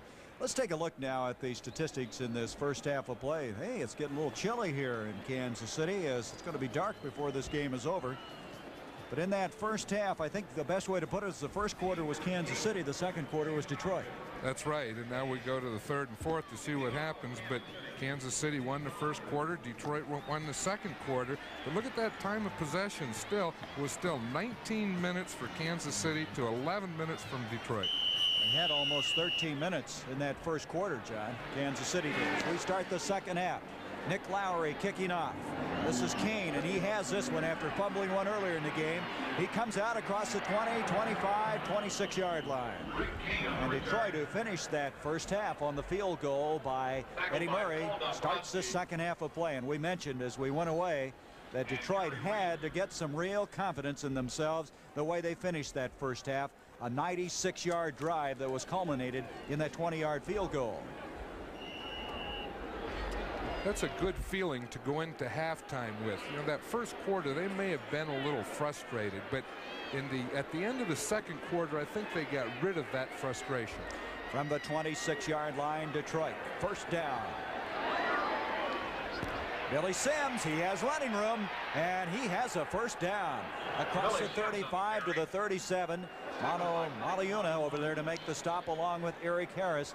12-yard pickup by this young man from Oklahoma. Did you see him at the start of the game? He came in, his cowboy hat and a three-piece suit. He looked good, didn't he? And he was down there talking to his coach, Barry Switzer, his college coach. They were down there together talking about the old days and about Oklahoma and how they were doing. And but I'll tell you one thing, Detroit has true confidence in Billy Sims, not just the type you talk about, because they keep running them.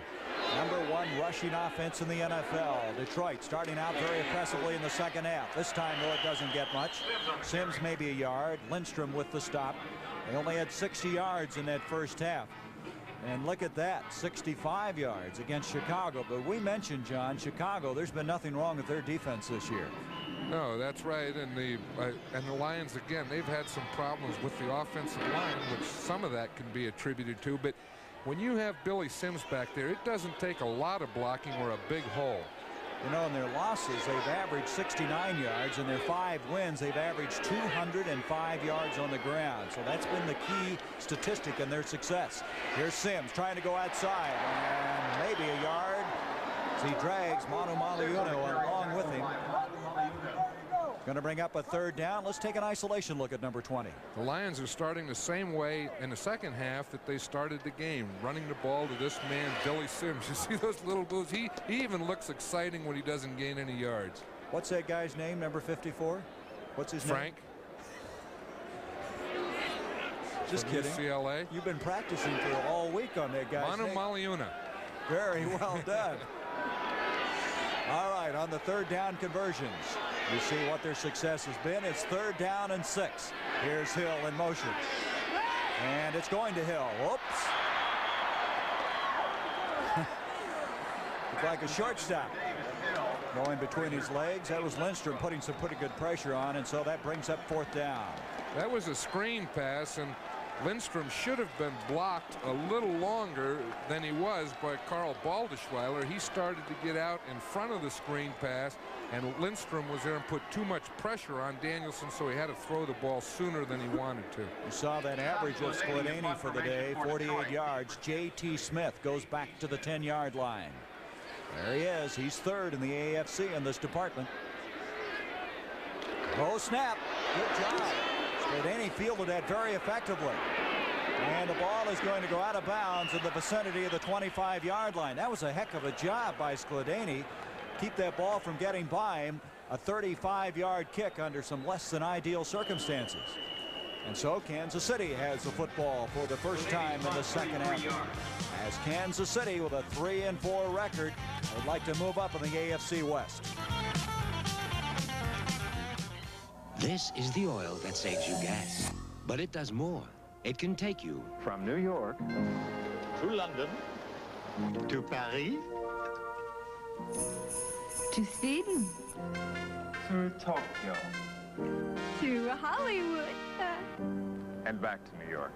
25,000 miles without an oil change. Mobil 1, the oil that saves you gas and more. Space Station 12, this is ground control. There seems to be a weight variance of plus 3 pounds in the main cabin. Please confirm, over. This is Space Station 12. Cannot confirm weight variance. Breaking for chow now, over. Gentlemen, this is our steak. This is our salad. And this is our weight variance. All right, Strohs. Captain, now I know why you're captain. On the CBS Wednesday night movies, the Jane Mansfield story. She was a sex symbol of the 50s, but her dream life would go sour. Lonnie Anderson stars Wednesday. From the 25, Steve Fuller and his teammates will have the football for the first time in the second half, and 3 wide receivers have come into the football game. Stan Rome, J.T. Smith, and Henry Marshall. And Marshall goes in motion, and Fuller on a first down gives up, and Horace Belton's all the way to the 35, and that's almost a first down. Dave Purifoy, they crossed him up on that play. They were looking for the pass, quite obviously. That's right. It was interesting that the Lions came out. They started the same way they started the game. They started running to Billy Sims. The Chiefs came out. They start the same thing. 3 wide receivers hitting the inside running game. St. Louis over Baltimore 17-10. The Colts tried to come back on a long pass from Jones to Carr. The Cardinals, with some real adversity, able to win that one. They're going to have the first down just across the 35 on that 10-yard run. Marshall in motion again. Belton again. Belton doing a very good job for this team. Brings it out to the 39. Tom Tuine making the stop out of Hawaii, the rookie. And so at the 40-yard line, it's going to bring up second down, 7 yards to go. As coming in now will be J.T. Smith. Also Dixon comes in as Williams and Beckman check out. They had 2 tight ends in on that last play. That's right, on the second down. And I'm impressed with that, what the Chiefs are doing here. They're not only having a good mixture of plays, run and pass, but they also have a nice mixture of formation. And John Levy went from the wing tee after using that the first 2 years. This first year they've used that pro set as well as the eye. Fuller back and in trouble. Gets away from Baker. Off to Ted McKnight. Stan White can't get him down. Gay can't get him down, but he's finally stormed down at the 32. That looked like it may have been a broken pass. It looked like the pass protection by Matt Herkenhoff. He tries to cut Al Baker here on the pass protection left side. He doesn't get him, and we see Baker right there, and Fuller runs around, finds McKnight, gets it off to him, and salvages a little something. Stan White, just by spinning him around, gave the Lions time to get there defensively. That's all it takes. That's right. And at the 32, the loss brings up third down, 13 yards to go. 10-3, Kansas City leading the Detroit Lions. Fuller back, time to throw. McKnight 35, 40, and at the 41. That'll be 4 yards short of the first down. And we'll bring up a fourth down. Stan White, Al Baker over there. Look at Baker. Baker's playing with a hip that's giving him a difficult time. He also has a hand that's been broken. He missed the first game of the year, and you know what he said? He watched that first game on television. He couldn't stand it. He said, I got so bad I had to put my dog in the garage because he said I was afraid I would clothesline him. he was going to go one-on-one against his dog. But he came back after settling his contract. Here's Grupp. And this is John Arnold. Arnold, the 25. And Ed Beckman is over there. Beckman does a very good job for this Kansas City team on punt coverage. 37-yard kick, and John Arnold out of Wyoming returning the ball to the 27-yard line. So Detroit holds defensively, and they have their second crack at the football. 9:41 to go, third quarter. Kansas City leading the Detroit Lions 10-3. Introducing an American car designed for a changing world and with a commitment to quality. Introducing the beautifully new Ford Granada. built with a new design, smaller in size, yet more spacious than ever before. Built with Granada's highest mileage ratings ever, and built with Ford's quality control system. 38 different inspectors examine every single car. The new Granada, built for a changing world from Ford.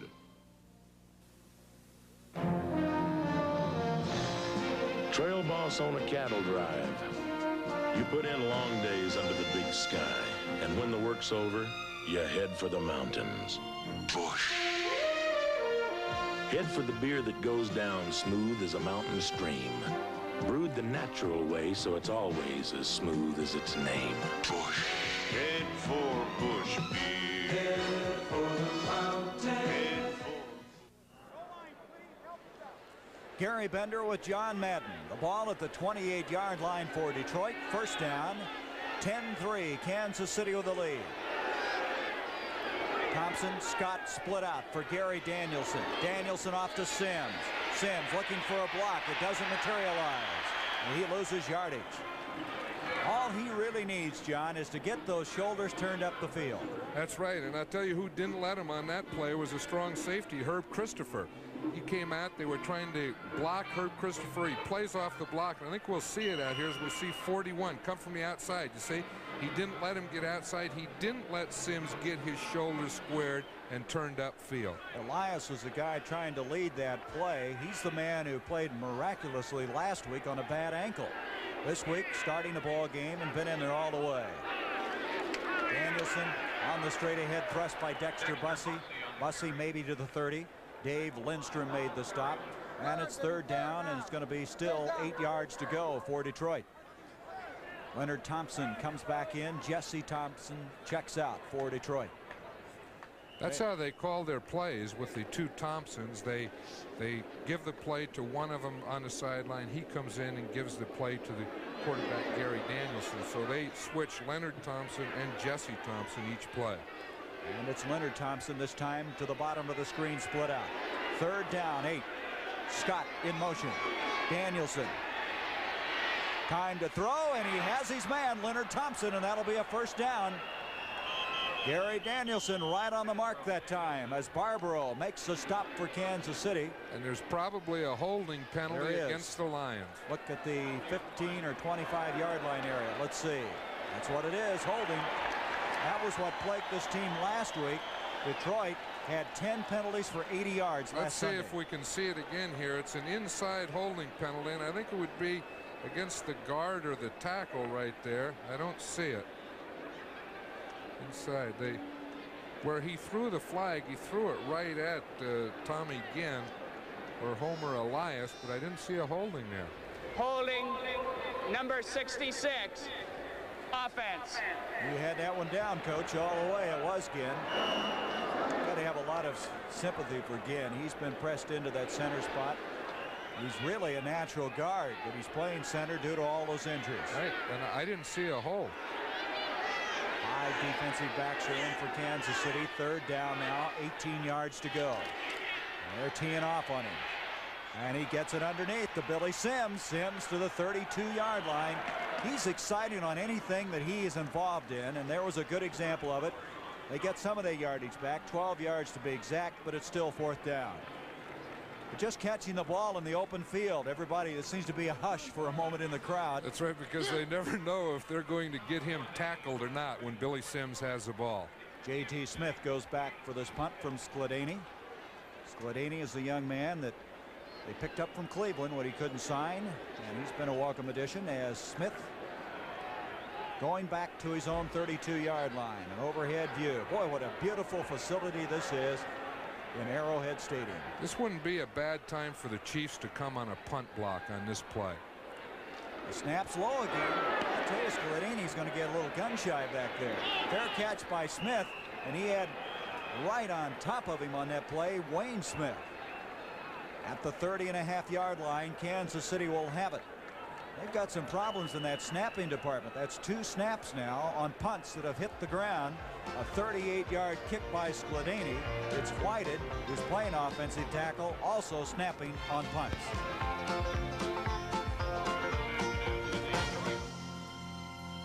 Here's another Radio Shack telephone sensation, and lucky you, it's on sale for only $39.88. Super small size, and the push-button dial has a memory button that automatically redials busy numbers. Of course, it has an extra long 16-foot cord. And watch this. Its hang-up is a put-down. You save even more when you own your own phone. And it's built and sold only by Radio Shack, your Christmas electronics store. Jean Marie McTeague, aged 6 hours. And along with Jean, you get weeks of sleepless nights, months of dirty diapers, and a lifetime of responsibilities. Nationwide can help you handle those responsibilities with life insurance for you and every member of your family, even the new ones. And knowing you're prepared for Jean is what our blanket protection is all about. Nationwide is on your side.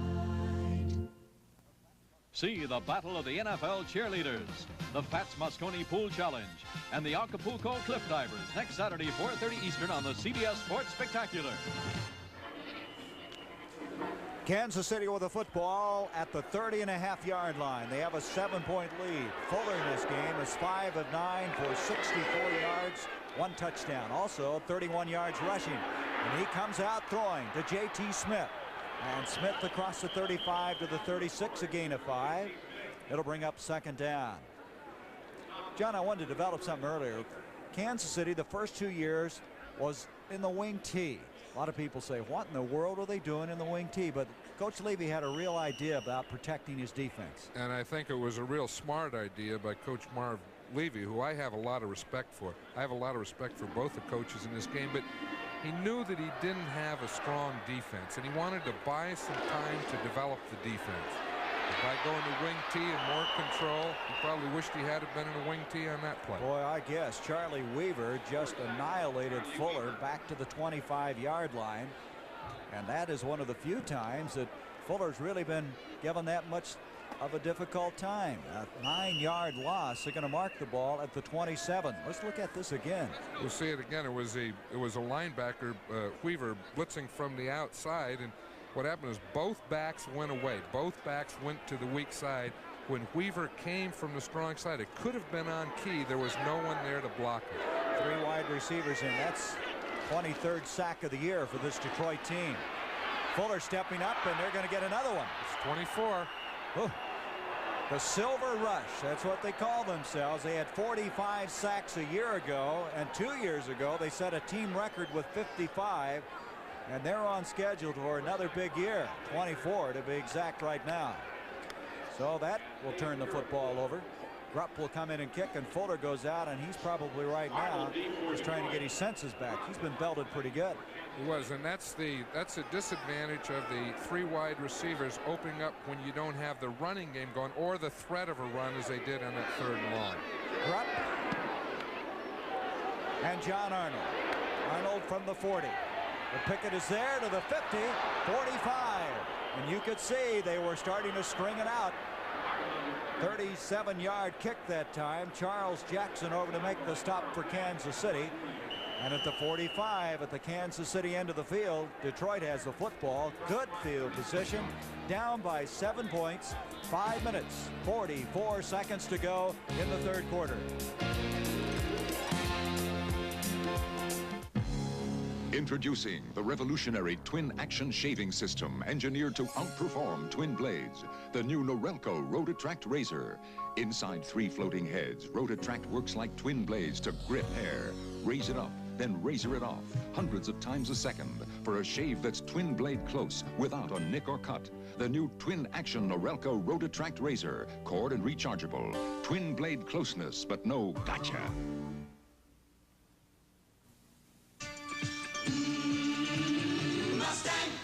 Sleek, sure-footed, aerodynamic. That's Mustang, a thoroughbred with a taste for the sporting life. Ride the wind in a world of rich, inviting interiors with the kind of high-gas mileage you might not expect from such a high-spirited car.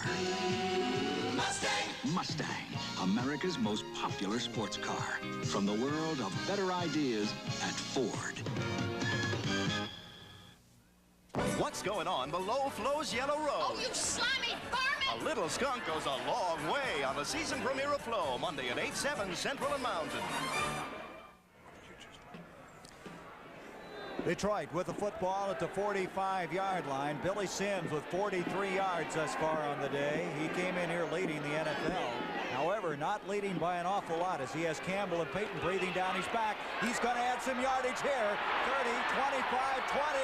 He's down to the 10, 5, touchdown. What a run, 45 yards by Billy Sims, as Sims now has scored his 6th touchdown of the year. That was a great run by Sims, but we're going to see something else here that sprung him. A block on Gary Barbaro by number 39, Leonard Thompson. Watch Sims here. He sees that he has, but watch right in the screen as we come up here, the final block that breaks Sims right here on Barbaro. Did you see that? That was Leonard Thompson, number 39, who came across and made it possible for Sims to get in the end zone. He's something special, that Billy Sims. Gary Barbaro has been shaken up for Kansas City to see the joy on the Detroit Lion bench.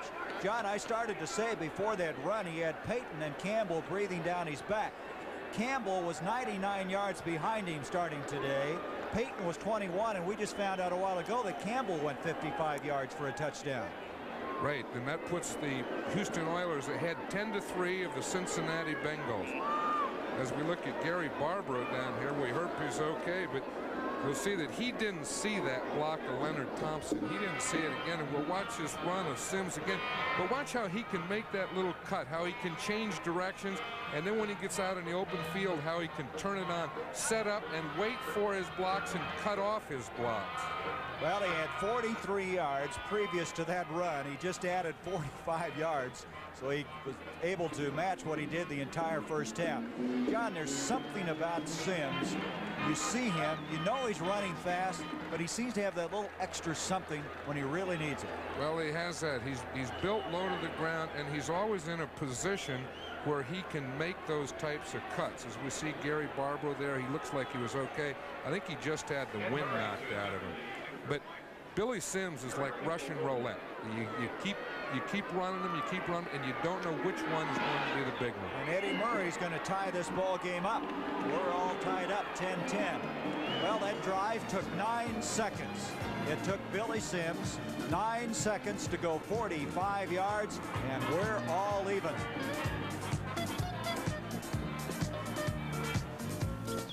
You don't have to be a genius to change your own oil and filter and save yourself up to $10. Valvoline Motor Oil shows you exactly how quick and easy it is with step-by-step change instructions on the back of Valvoline cans. It's really quite simple. Once you get the hang of it, just see for yourself, then do for yourself. No wonder more and more drivers are changing their own oil and filters and changing to Valvoline. It's a smart way to save up to 10 bananas without a lot of monkeying around. Right, Val? Tough work demands a tough leather boot. Count on the Texas Steer brand from Kmart. Quality smooth grain leather uppers, soft padded collar and ankle knots for added flex and comfort. Inside, you've got full insulation, Goodyear welt construction, steel shank, and durable oil-resistant soles. And that Kmart sale price of $25 through Saturday is hard to beat. Texas Steer.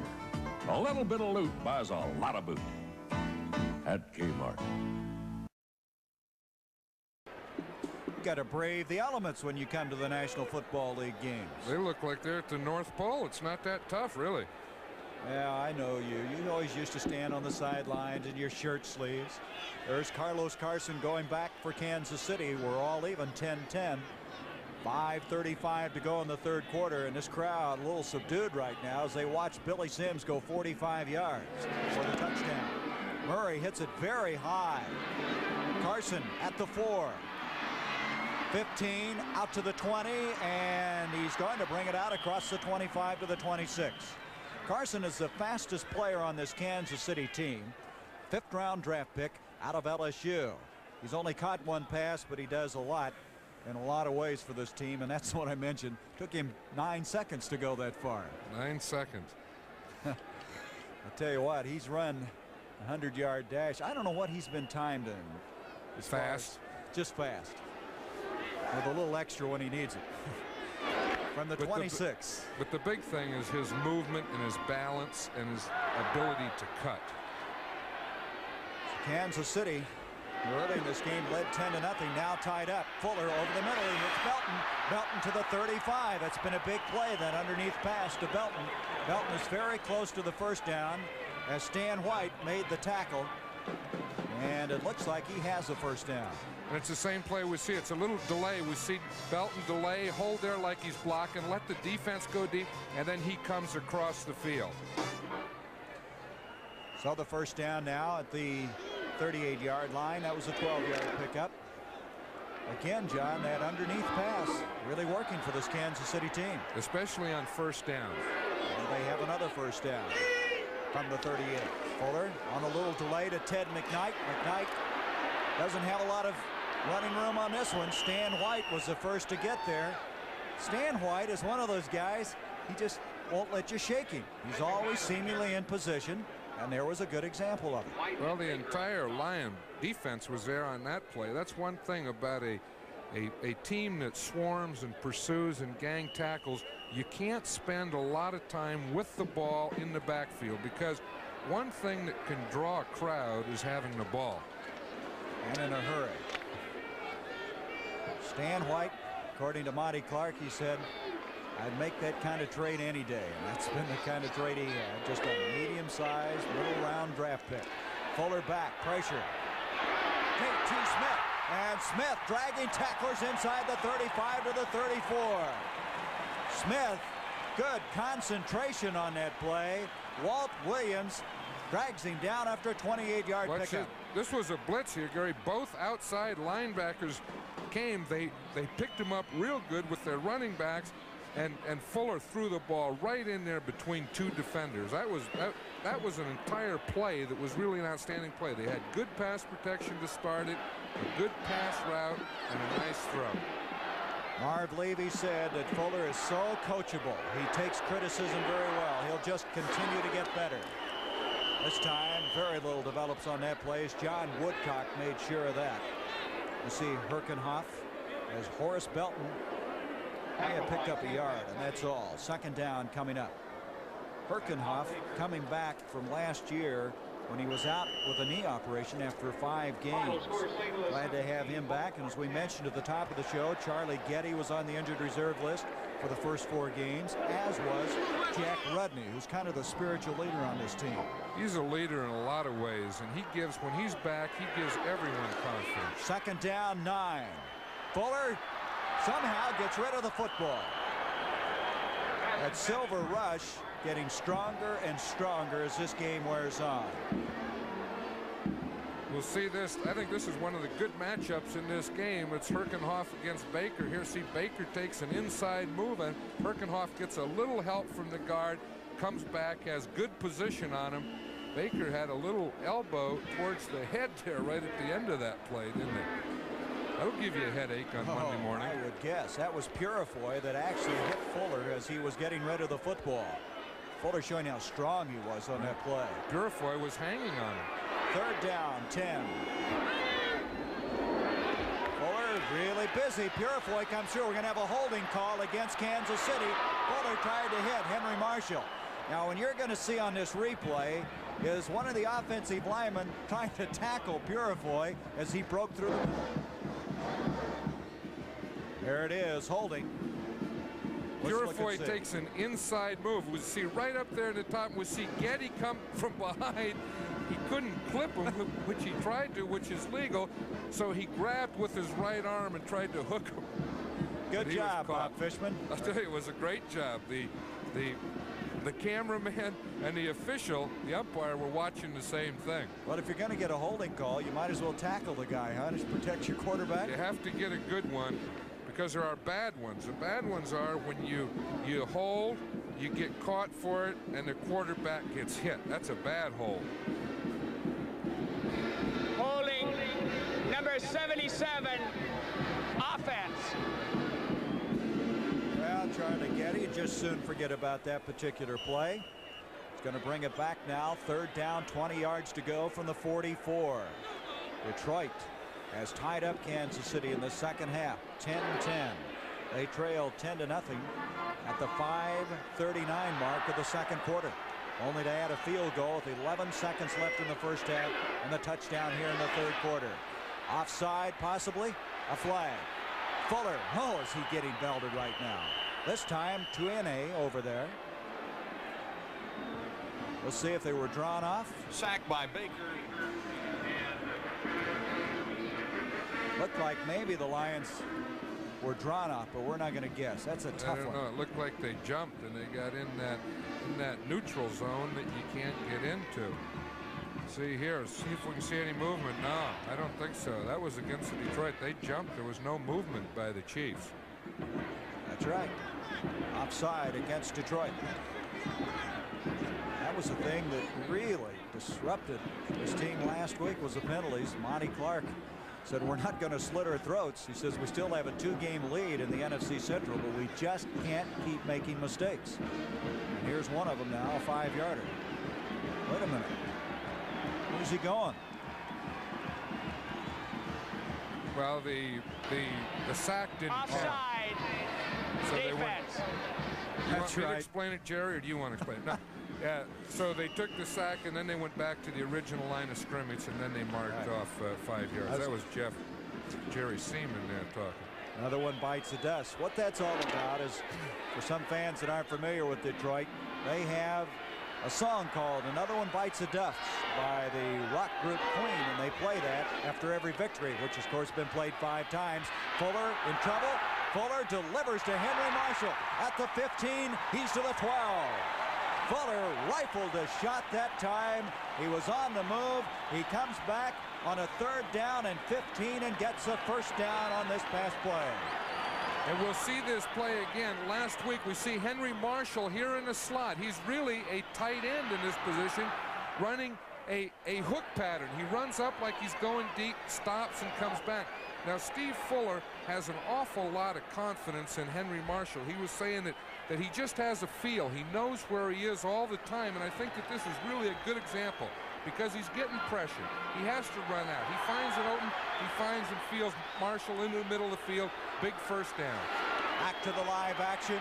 Here's McKnight scrambling inside the 10-yard line. Fantetti making the stop. The thing that really impressed me about Fuller is his presence of where the line of scrimmage was and running up and firing a real rifle shot that time to Marshall for 27 yards. Well, that's one thing about having your offensive line injured. You learn how to scramble and find opening guys, so he's had some experience at that. Unfortunately. Even though they're back, he can still do it when he has to. Gain of 3, 2nd down, 7 from the 10. Now they can get a 1st and goal at the 3-yard line. 10-10 our score. Less than a minute to go in this 3rd quarter. Fuller. Doing a lot of running around, being chased by Weaver, and he just got rid of it. Closest to the ball over there was J.T. Smith, but that might be stretching the point. But again, Fuller had Charlie Weaver back there, a couple other blue shirts. And now the conference going on, a big 3rd down coming up. See, Carlos Carson, number 86, will bring the play in. See, he gets the play from the coaches. He comes in, he yells the formation to him while he's coming in. So all the players know the formation. He gives the play to Steve Fuller, who gets in the huddle now and calls the play. Look at the 3rd down conversion, 6 of 11. Kansas City with another 3rd down. Smith. Carson, the man you just watched come on the field, is put to the bottom of the screen. A 3rd down. Fuller. He's going to run to the 5. Oh, is he hit? Oh, is he hit?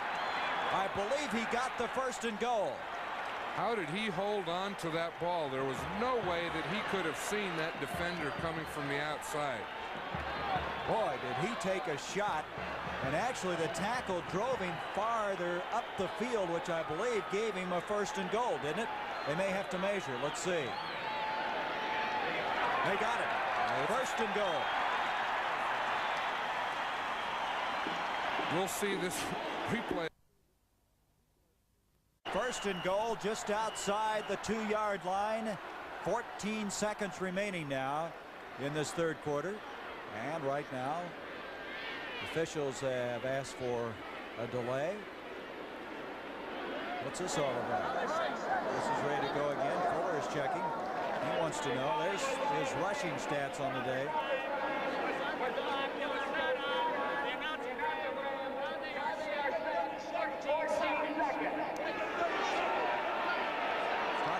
time on the clock. Right, I think Jerry Seaman was talking about the 30-second clock. The referee, Jerry Seaman, there was saying that they didn't have the proper time on it, so he stopped it to get the 30-second clock at 30 seconds.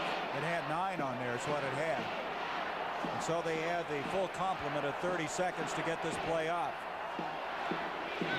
Now Steve Fuller with a 1st and goal. Just outside the 2. Now they're running time off the game clock. They're going to let the quarter end, and they want to go up on the goal line the other quarter, get a timeout so that Steve Fuller can come over here and talk to the coaching staff before he runs these important plays.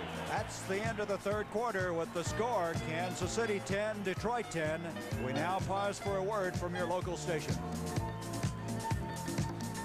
Meet Alan, a single father and the only male at a woman's magazine. Are you making a pass at me? Can he cope in a woman's world? Ladies Man, coming Monday, October 27th. This is CBS.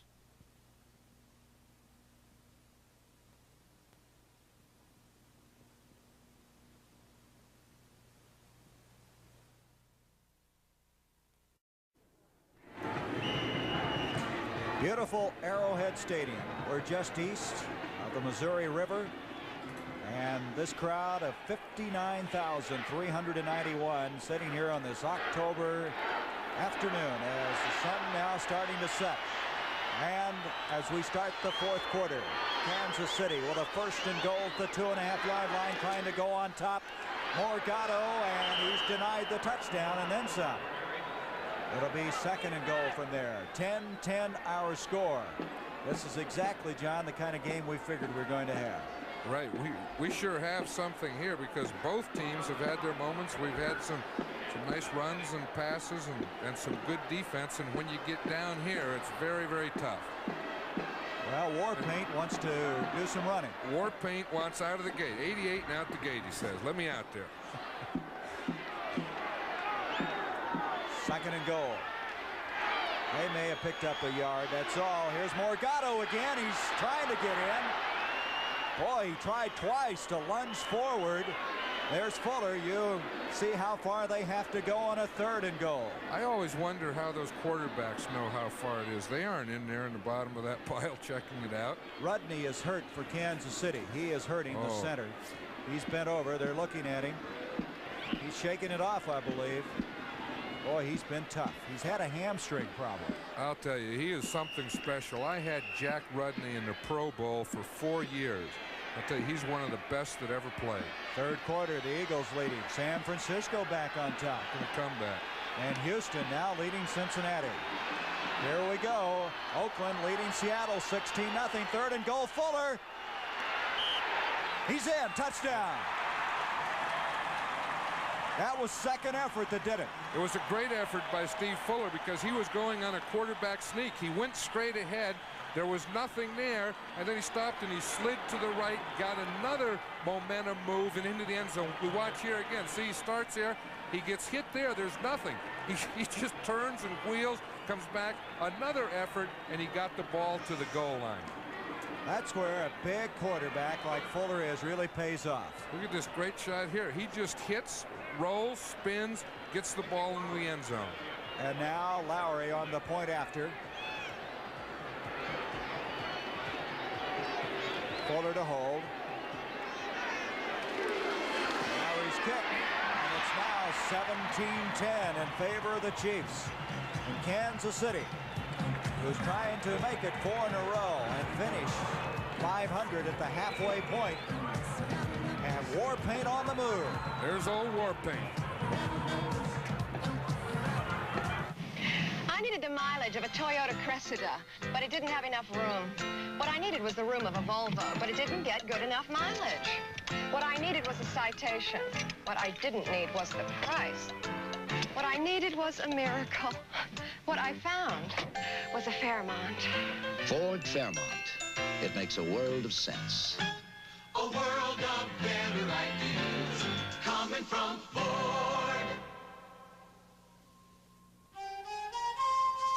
This Bud's for everyone who serves us a hot one, pops us a cold one.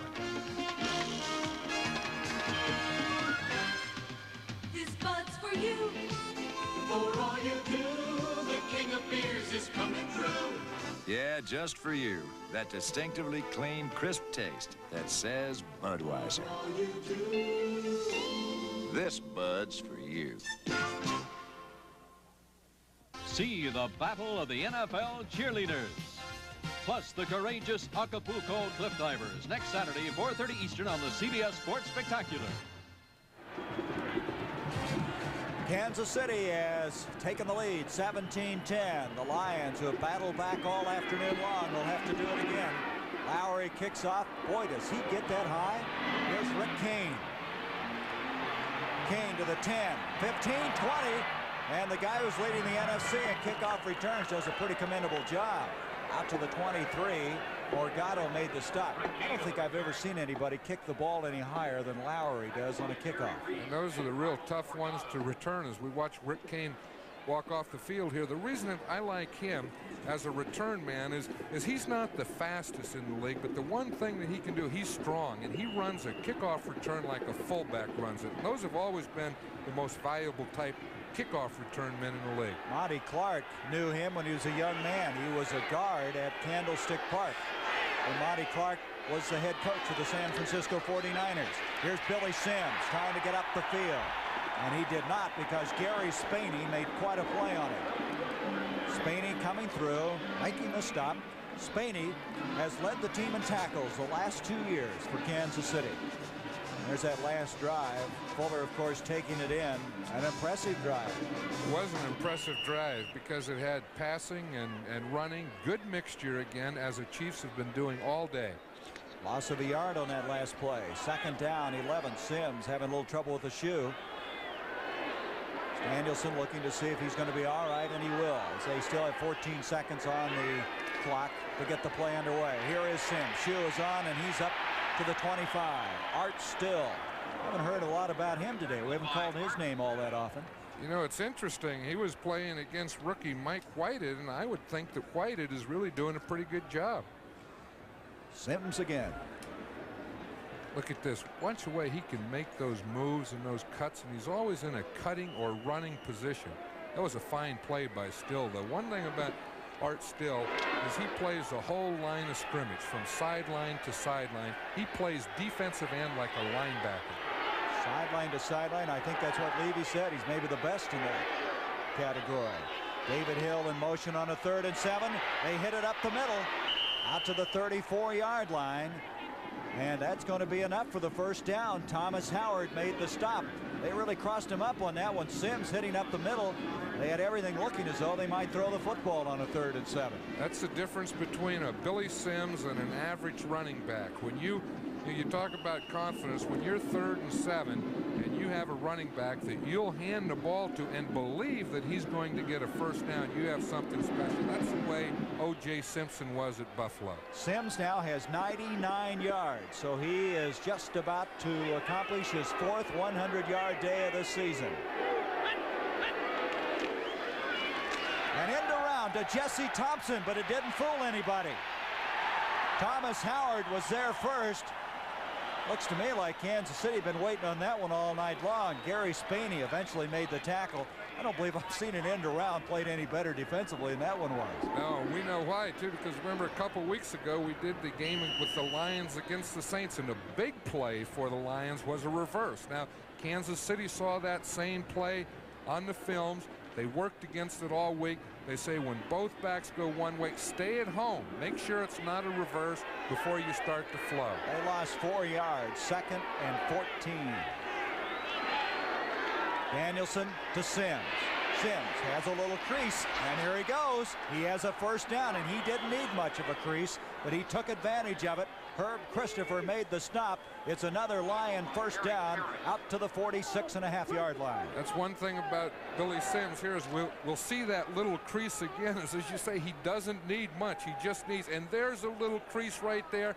Boom, he gets through it, extends himself, puts his head down. Joe, he is really something. 17-yard pickup, so he's over 100 yards. You know, the rookie record for Detroit in a season is 860. He had 704 coming in here. They've only had one 1,000-yard rusher in the history of the Lions, and that was Steve Owen. Here's Danielson overthrowing David Hill. Hill was very well covered. It's one of the few times we've seen Danielson really crank up and go deep. Right. No, Danielson isn't a real strong arm quarterback, and he's been having some problems this year. He has that hand problem. He's had a shoulder problem.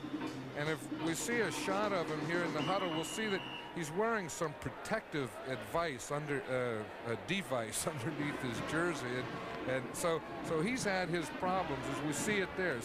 See right around his number area there, he has something underneath his shoulder pads, but he's a real leader. Second down 10 for Detroit. They trail 17-10. Billy Sims to the 50, 45, 41. Boy, he's getting stronger as the game wears on, which brings up a point that you made to me earlier this year. Some running backs don't really play effectively until they get a little tired.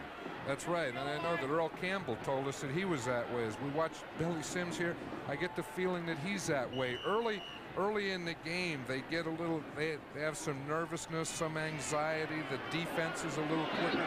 The defense gets run down. They get a little tired. They lose all that anxiety, and then they just go to pure instinct and running. You saw that graphic a moment ago on Sims. He now has 126 yards for the day. He's adding more. A flag, however, on the play to the 34-yard line. Sims right now is putting on a clinic out here. But I believe this may go against Detroit, where that flag was thrown, and the Lions are backing up, anticipating the penalty. Holding. Well, I don't know if you need to hold for this guy.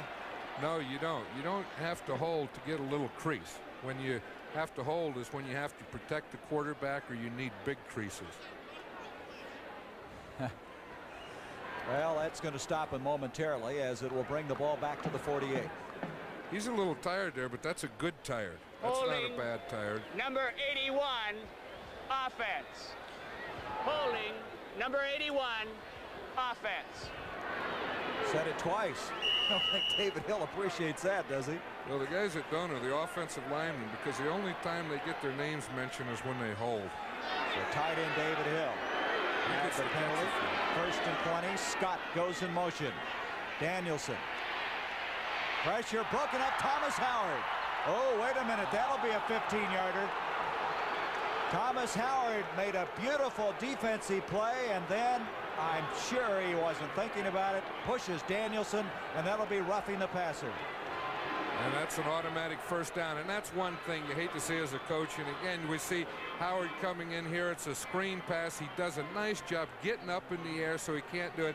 Danielson's going back. He's standing there, and he comes and pushes from behind. I'm sure that he didn't have any intent to do any injury, but still, that's the type of penalty that as a coach, it really drives you crazy. You have everything going, and it looks like Danielson hurt his shoulder on that, Gary. Well, he's had that bruised shoulder. He is hurting.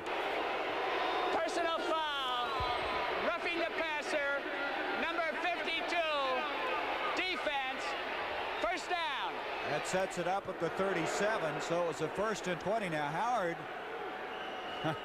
check that. Well, they're excited about that. They don't like that, the Chiefs. But, again, once the quarterback throws the ball, you really can't touch him. And I think what Howard was thinking is that Danielson was in position to catch it.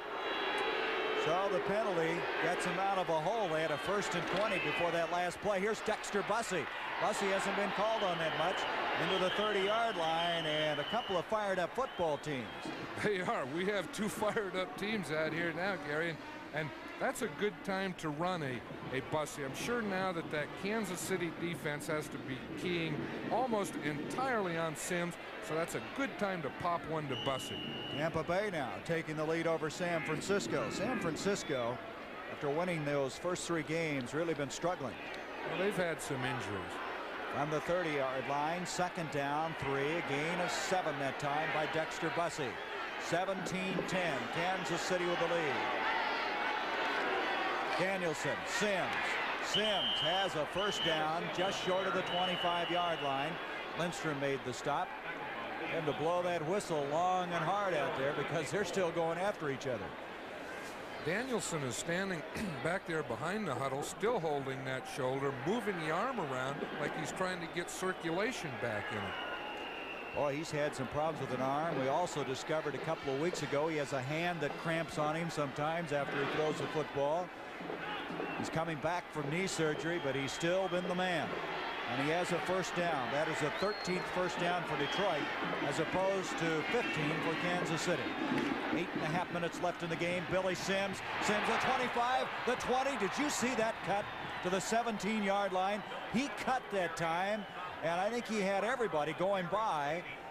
What a cutback by Billy Sims, and you just marvel at this guy. Watch it again. We'll say it again. It was a sweep play. Both guards pulled and led up through the hole. And watch that little move right there at the end. You know, again, he's always down low where he can make these moves. And let's watch Mike Whited on Art Still. He does a pretty good job there. He got Still initially so that he couldn't get to make the play. I would say that Mike Whited is doing a pretty good job today. Sims now with 140 yards. Second down, a yard to go. And this time, Gary Spaney stops Sims, but did he get the first down? Looks like he's very close if he didn't. And they look to the near sideline, and they're going to have to measure. Very close, but they'll bring the sticks in. Now, Sims' best day of the year was the third game of the year against Minnesota. He had 157 yards. Here's Houston. Campbell with another touchdown. A 3-yard run. Let's see now if they got the first down. If they don't, it'll be third down and inches.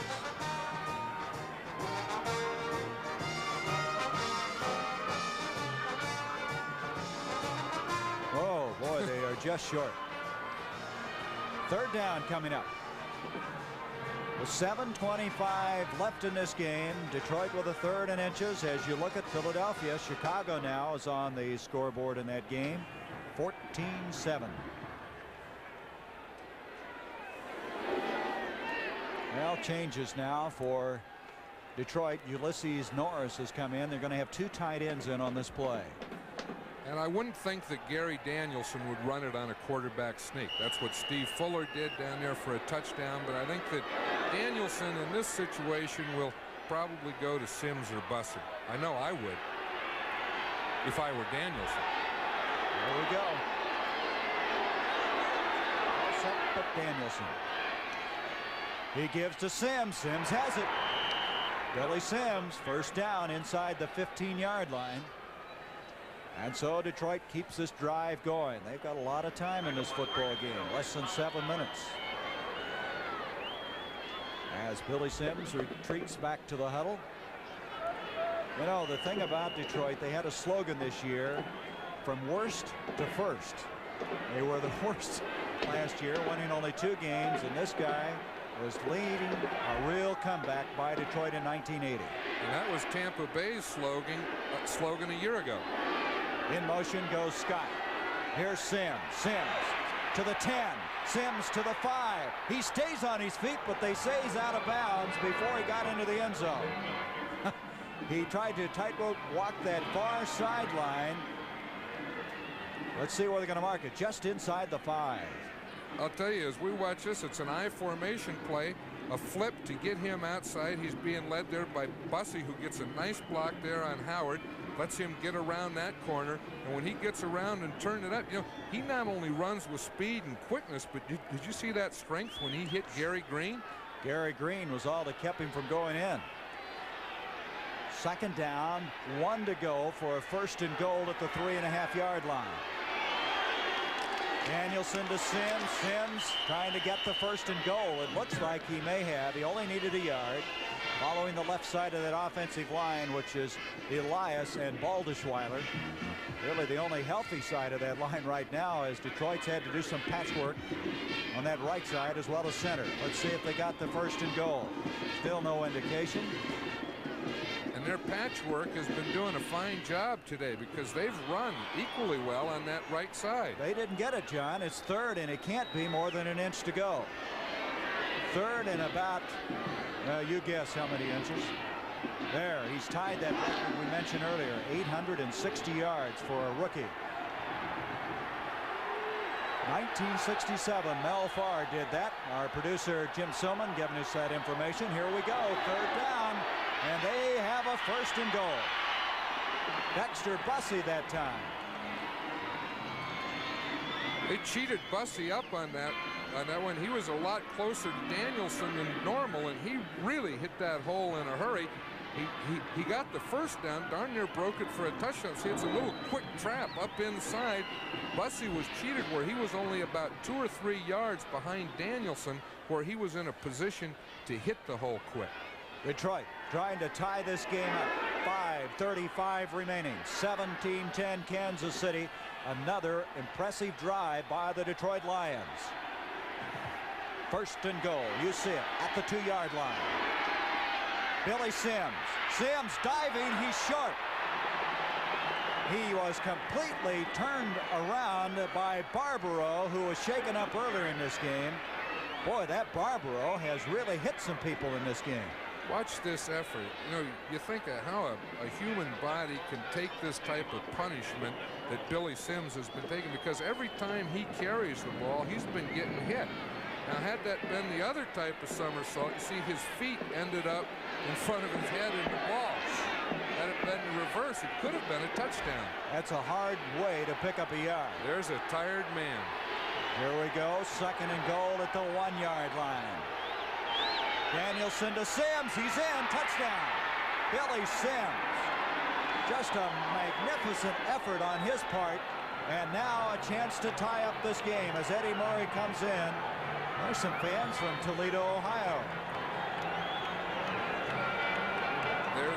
There's someone that is really getting a lot of fans today, and I'm one of them. I appreciated Billy Sims before, but this effort that he's putting on today is something very special and amazing.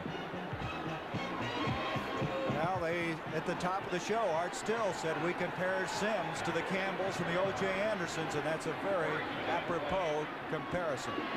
Murray now, there's Mangiro, 74, firing across. Bollinger indicating that he was offside and not offside, and they are still hot down there in the trenches.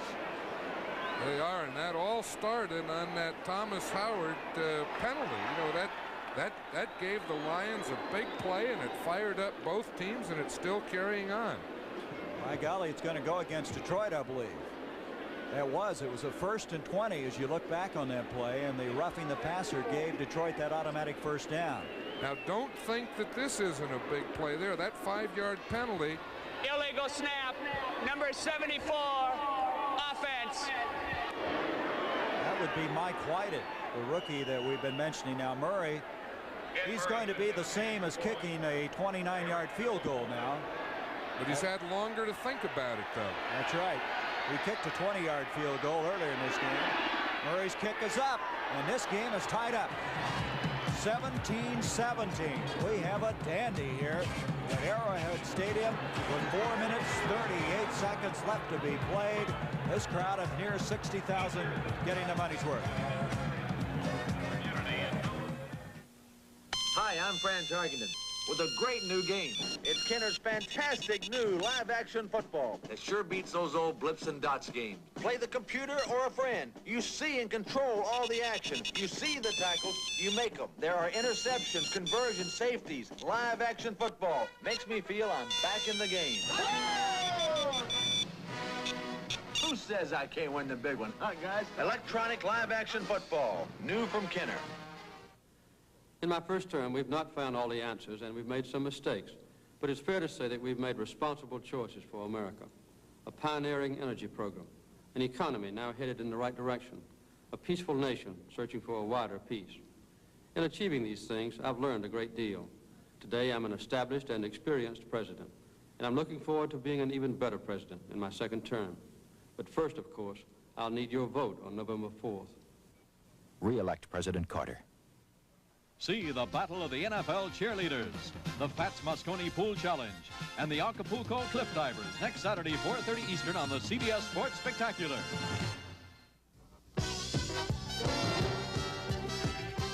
Trailing Philadelphia 14-0, Chicago scored and kicked off. The Eagles then were attempting to bring the ball out when Louis Giammona, who's playing in place of Wilbert Montgomery, coughed it up and the Bears fell on it. From there, Vince Evans drove the Bears down to within scoring range, and then the former University of Southern California star did it himself, and a 360 as he went into the end zone. Bob Thomas kicked the extra point, and now the Bears and the Eagles are tied in the fourth. Back to Gary Bender.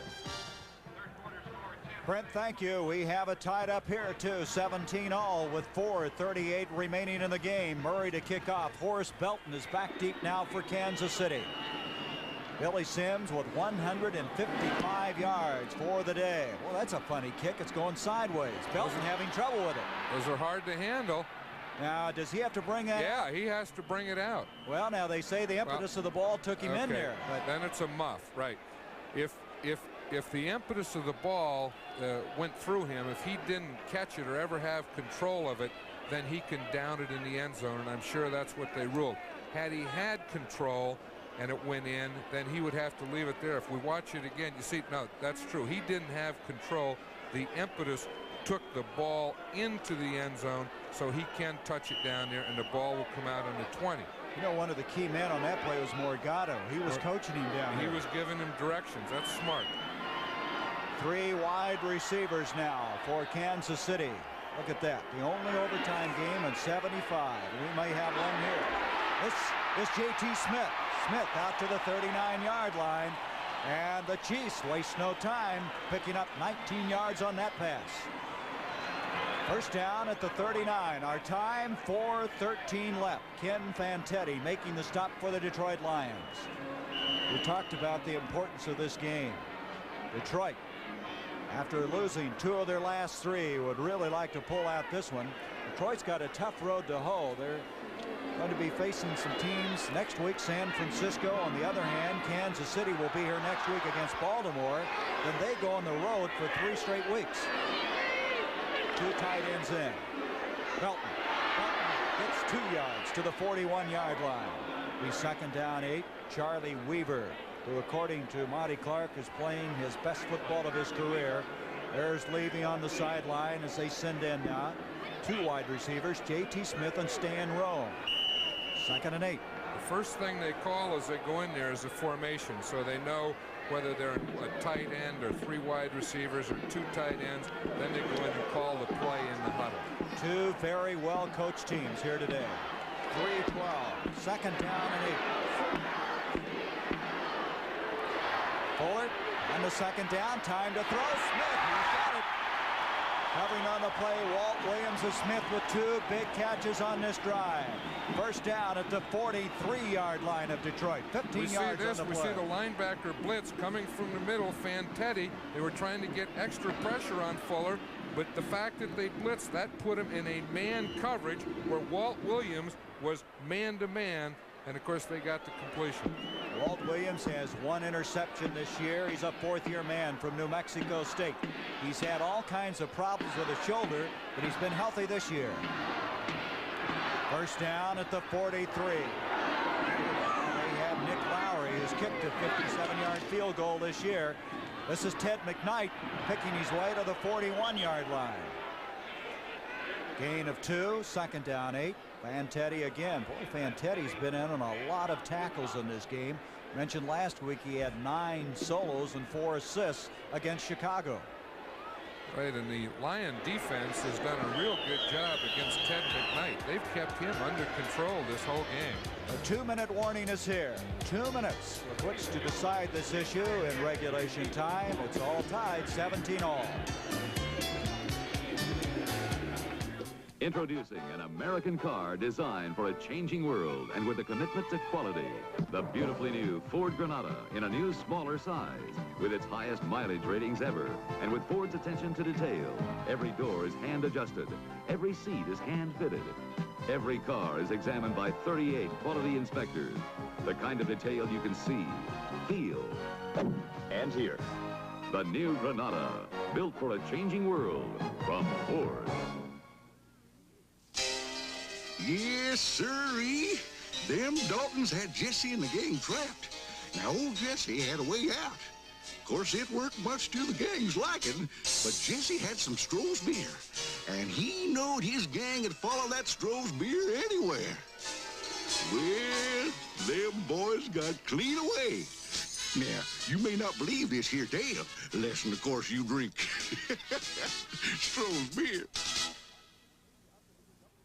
Live for the title, see undefeated WBA lightweight champion Helmer Kenny meet top-ranked WBC contender Villamar Fernandez, Saturday, November 8th on the CBS Sports Spectacular. 2 minutes remaining. Kansas City has 3 timeouts remaining. At the 41-yard line, second down, 8 yards to go. 17-all is our score from Arrowhead Stadium. Steve Fuller, who is on this drive, has hit J.T. Smith with 2 strikes. Now comes out facing a nickel defense. 5 defensive backs in for Detroit. Fuller to Smith again. They're picking on Walt Williams over here, and J.D. Smith is the man that's been receiving those passes. Out of bounds at the 28. That's another first down. Stops the clock with 1:55 remaining. Right, they've been working on the outside in this formation. Last week against Denver, they put Henry Marshall in the slot. He caught 6 passes, his high as a Chief, and I'm sure that Detroit worked against that because they had 2 and 3 men on Marshall, and they left J.T. Smith singled out here against Walt Williams, and that's where Fuller's been going to work the last 2 times. Now here, I think he is very close. He has his field goal here. Now he cannot do anything to lose yards. Smith has 6 catches for 86 yards in this game. Is that a broken play? Fuller on a bootleg. I believe that was a broken play. I'm sure that was a broken play, and that was the thing that they can't afford here is they can't afford to lose any yards. Now he got the ball back close to the line of scrimmage, and that won't hurt because he has his field goal. They will try to run the clock down where Detroit won't get the ball back. Although Detroit isn't going to let them do that because they're taking a timeout right now. Well, that's playing with confidence. But you take the timeout as they're playing that they think they're going to get the football back. Steve Fuller, you could see that he took the blame for that last play. Now, the Firestone steel-belted Trax 12 radial.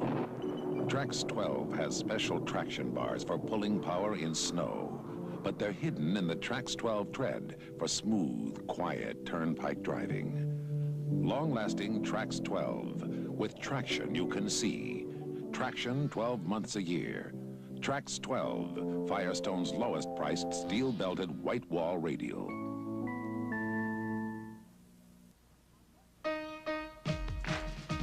I'm hurting in places I didn't know I had. They got me doing things I never thought I could. Feeling good, feeling strong, part of something I belong. The Army can make you feel a lot of ways. Challenged, trained, and proud. With this time, with these people, with this feeling good, feeling good. Detroit has 2 timeouts remaining. They stop the clock. You see the time remaining. If they kick the field goal right now, John, we're just speculating to be 44 yards. And that's well within Nick Lowry's range. They know that. All they want to do is run time off the clock, not lose any yardage, nor get a penalty. Second down 10 as you look at Fuller. Fuller gives to McKnight. McKnight inside the 25 to the 24. It'll bring up a 3rd down. 3rd down, still 7 yards to go. Woodcock with a stop. McKnight has been having a tough time. He's gotten up very slowly on 2 or 3 different occasions. And here's another example. Right, and Detroit has taken another timeout. What they're feeling is that if Kansas City does kick a field goal, they want time when they get the ball back.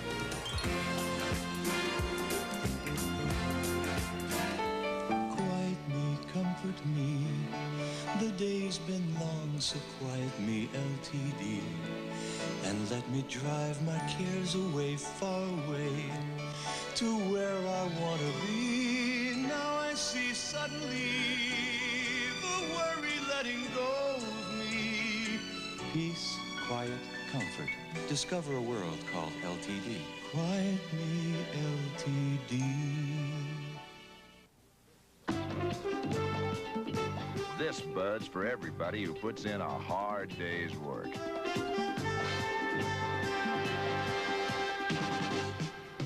This Bud's for you, for all you do. The king of beers is coming through. Yeah, just for you, that distinctively clean, crisp taste that says Budweiser. For all you do. This Bud's for you. 3rd down and 6 for Kansas City. And checking the stats, the only field goal that Nick Lowery has missed this year was from 53 yards away. He is 10 of 11 here in 1980. He'll be coming on after this play. Morgado gets to about the 22-yard line. 4th down, and it's all on the leg of number 8, Nick Lowery. Well, talk about pressure. This guy has been able to do everything that they've asked. Last week he kicked 3 field goals of 37, 39, and 34. And here today he came in and kicked a field goal.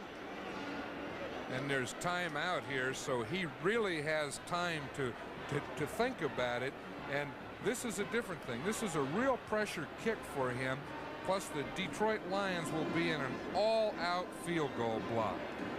And the pressure kick coming up. You see he kicked the 57-yarder in that game. He also kicked another one over 50 yards. Became only the 4th player in the history of the National Football League to accomplish that feat. He already has a 52-yarder today. That was the first scoring of this game, and that was the first play of the 2nd quarter. But this is a little different. This is a little different. He had plenty of time to think about it. And one thing those kickers don't like is a lot of time to think about it. Plus, it's not the easiest kick in the world. It's on the hash mark. He's kicking from the left hash mark. 40-yard attempt.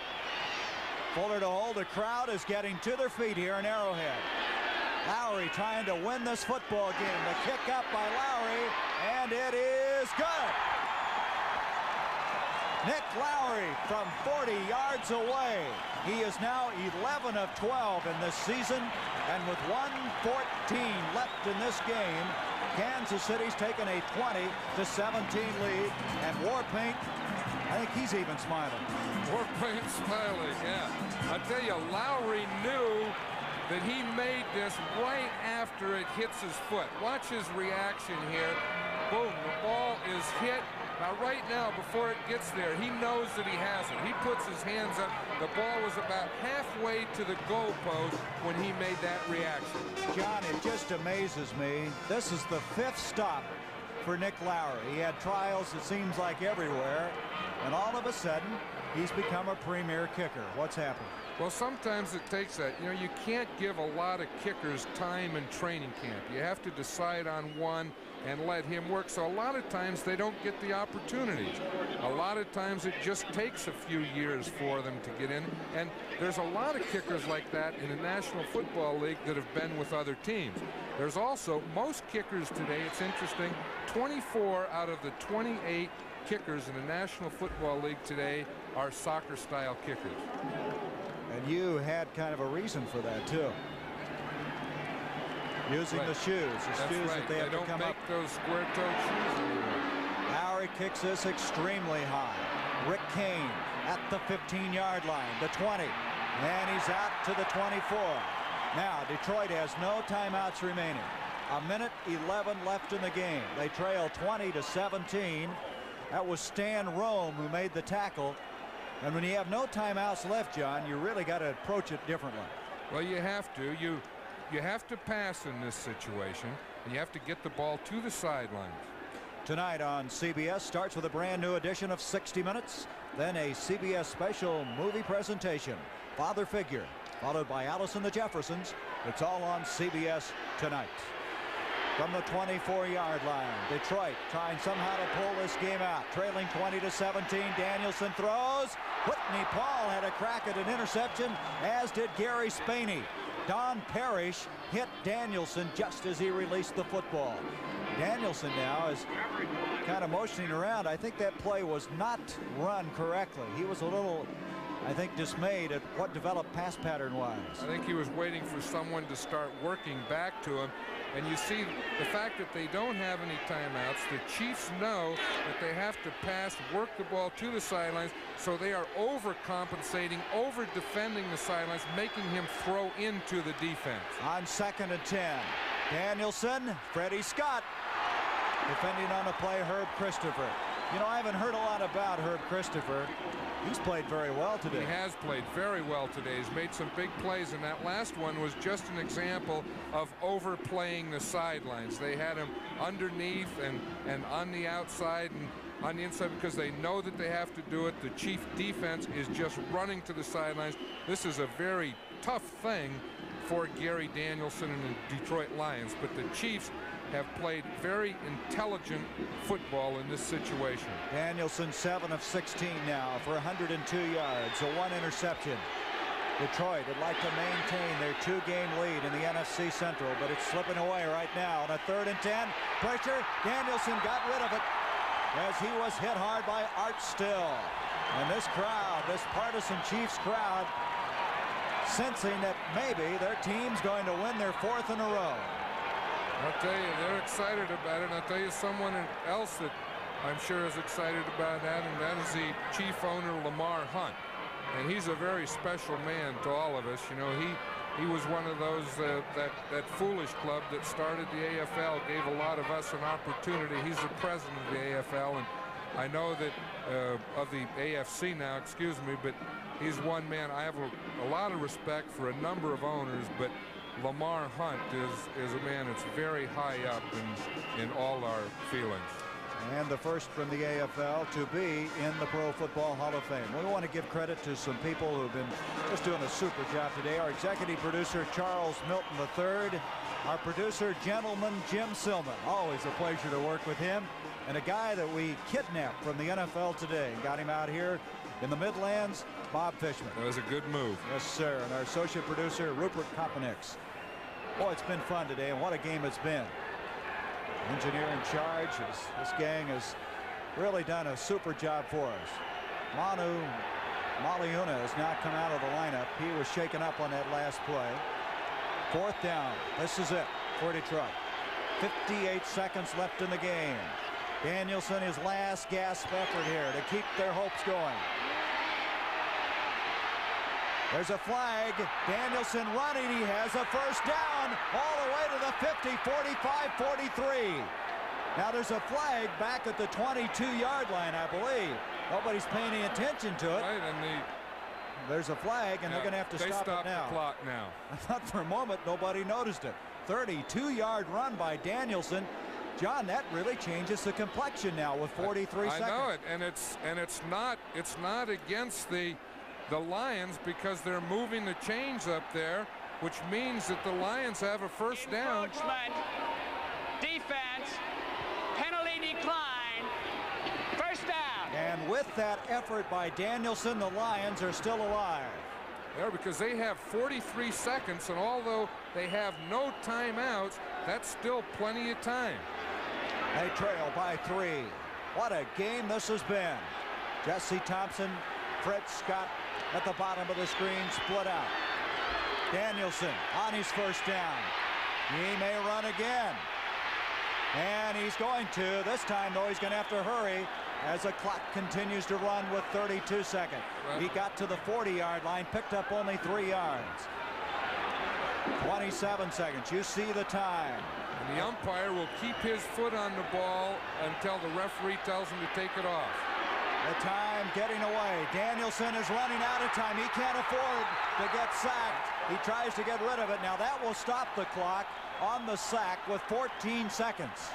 But they lose yardage back to the 50. Now Danielson trying to get him huddled up. They'll wait till everybody deploys himself. Danielson trying to get a play called without a huddle. Boy, that's tough, isn't it? No, he didn't let him throw that ball. He said he blew the whistle before he got rid of it. So the clock's running. 4 seconds to go. Danielson on the Big Ben play.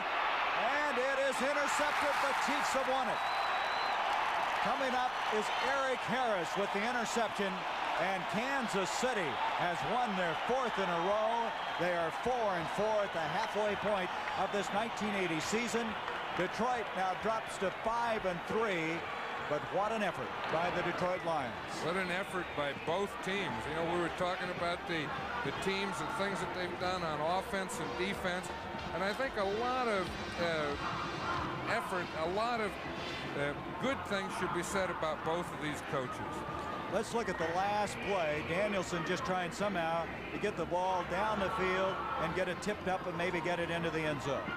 Or maybe get an interference. That's the other opportunity that you have here, is that you can get a completion, you can get a tip, or you could get an interference when you throw it up there. Eric Harris with his 3rd interception. Well, you said at the start of the year, John, that the Kansas City Chiefs would be one of the surprise teams in the NFL, and it certainly has proved to be true as they've won their 4th in a row here today. So, John, it's been fun. The final 20-17 in favor of Kansas City. For John Madden, I'm Gary Bender. Let's now join Chicago and Philadelphia.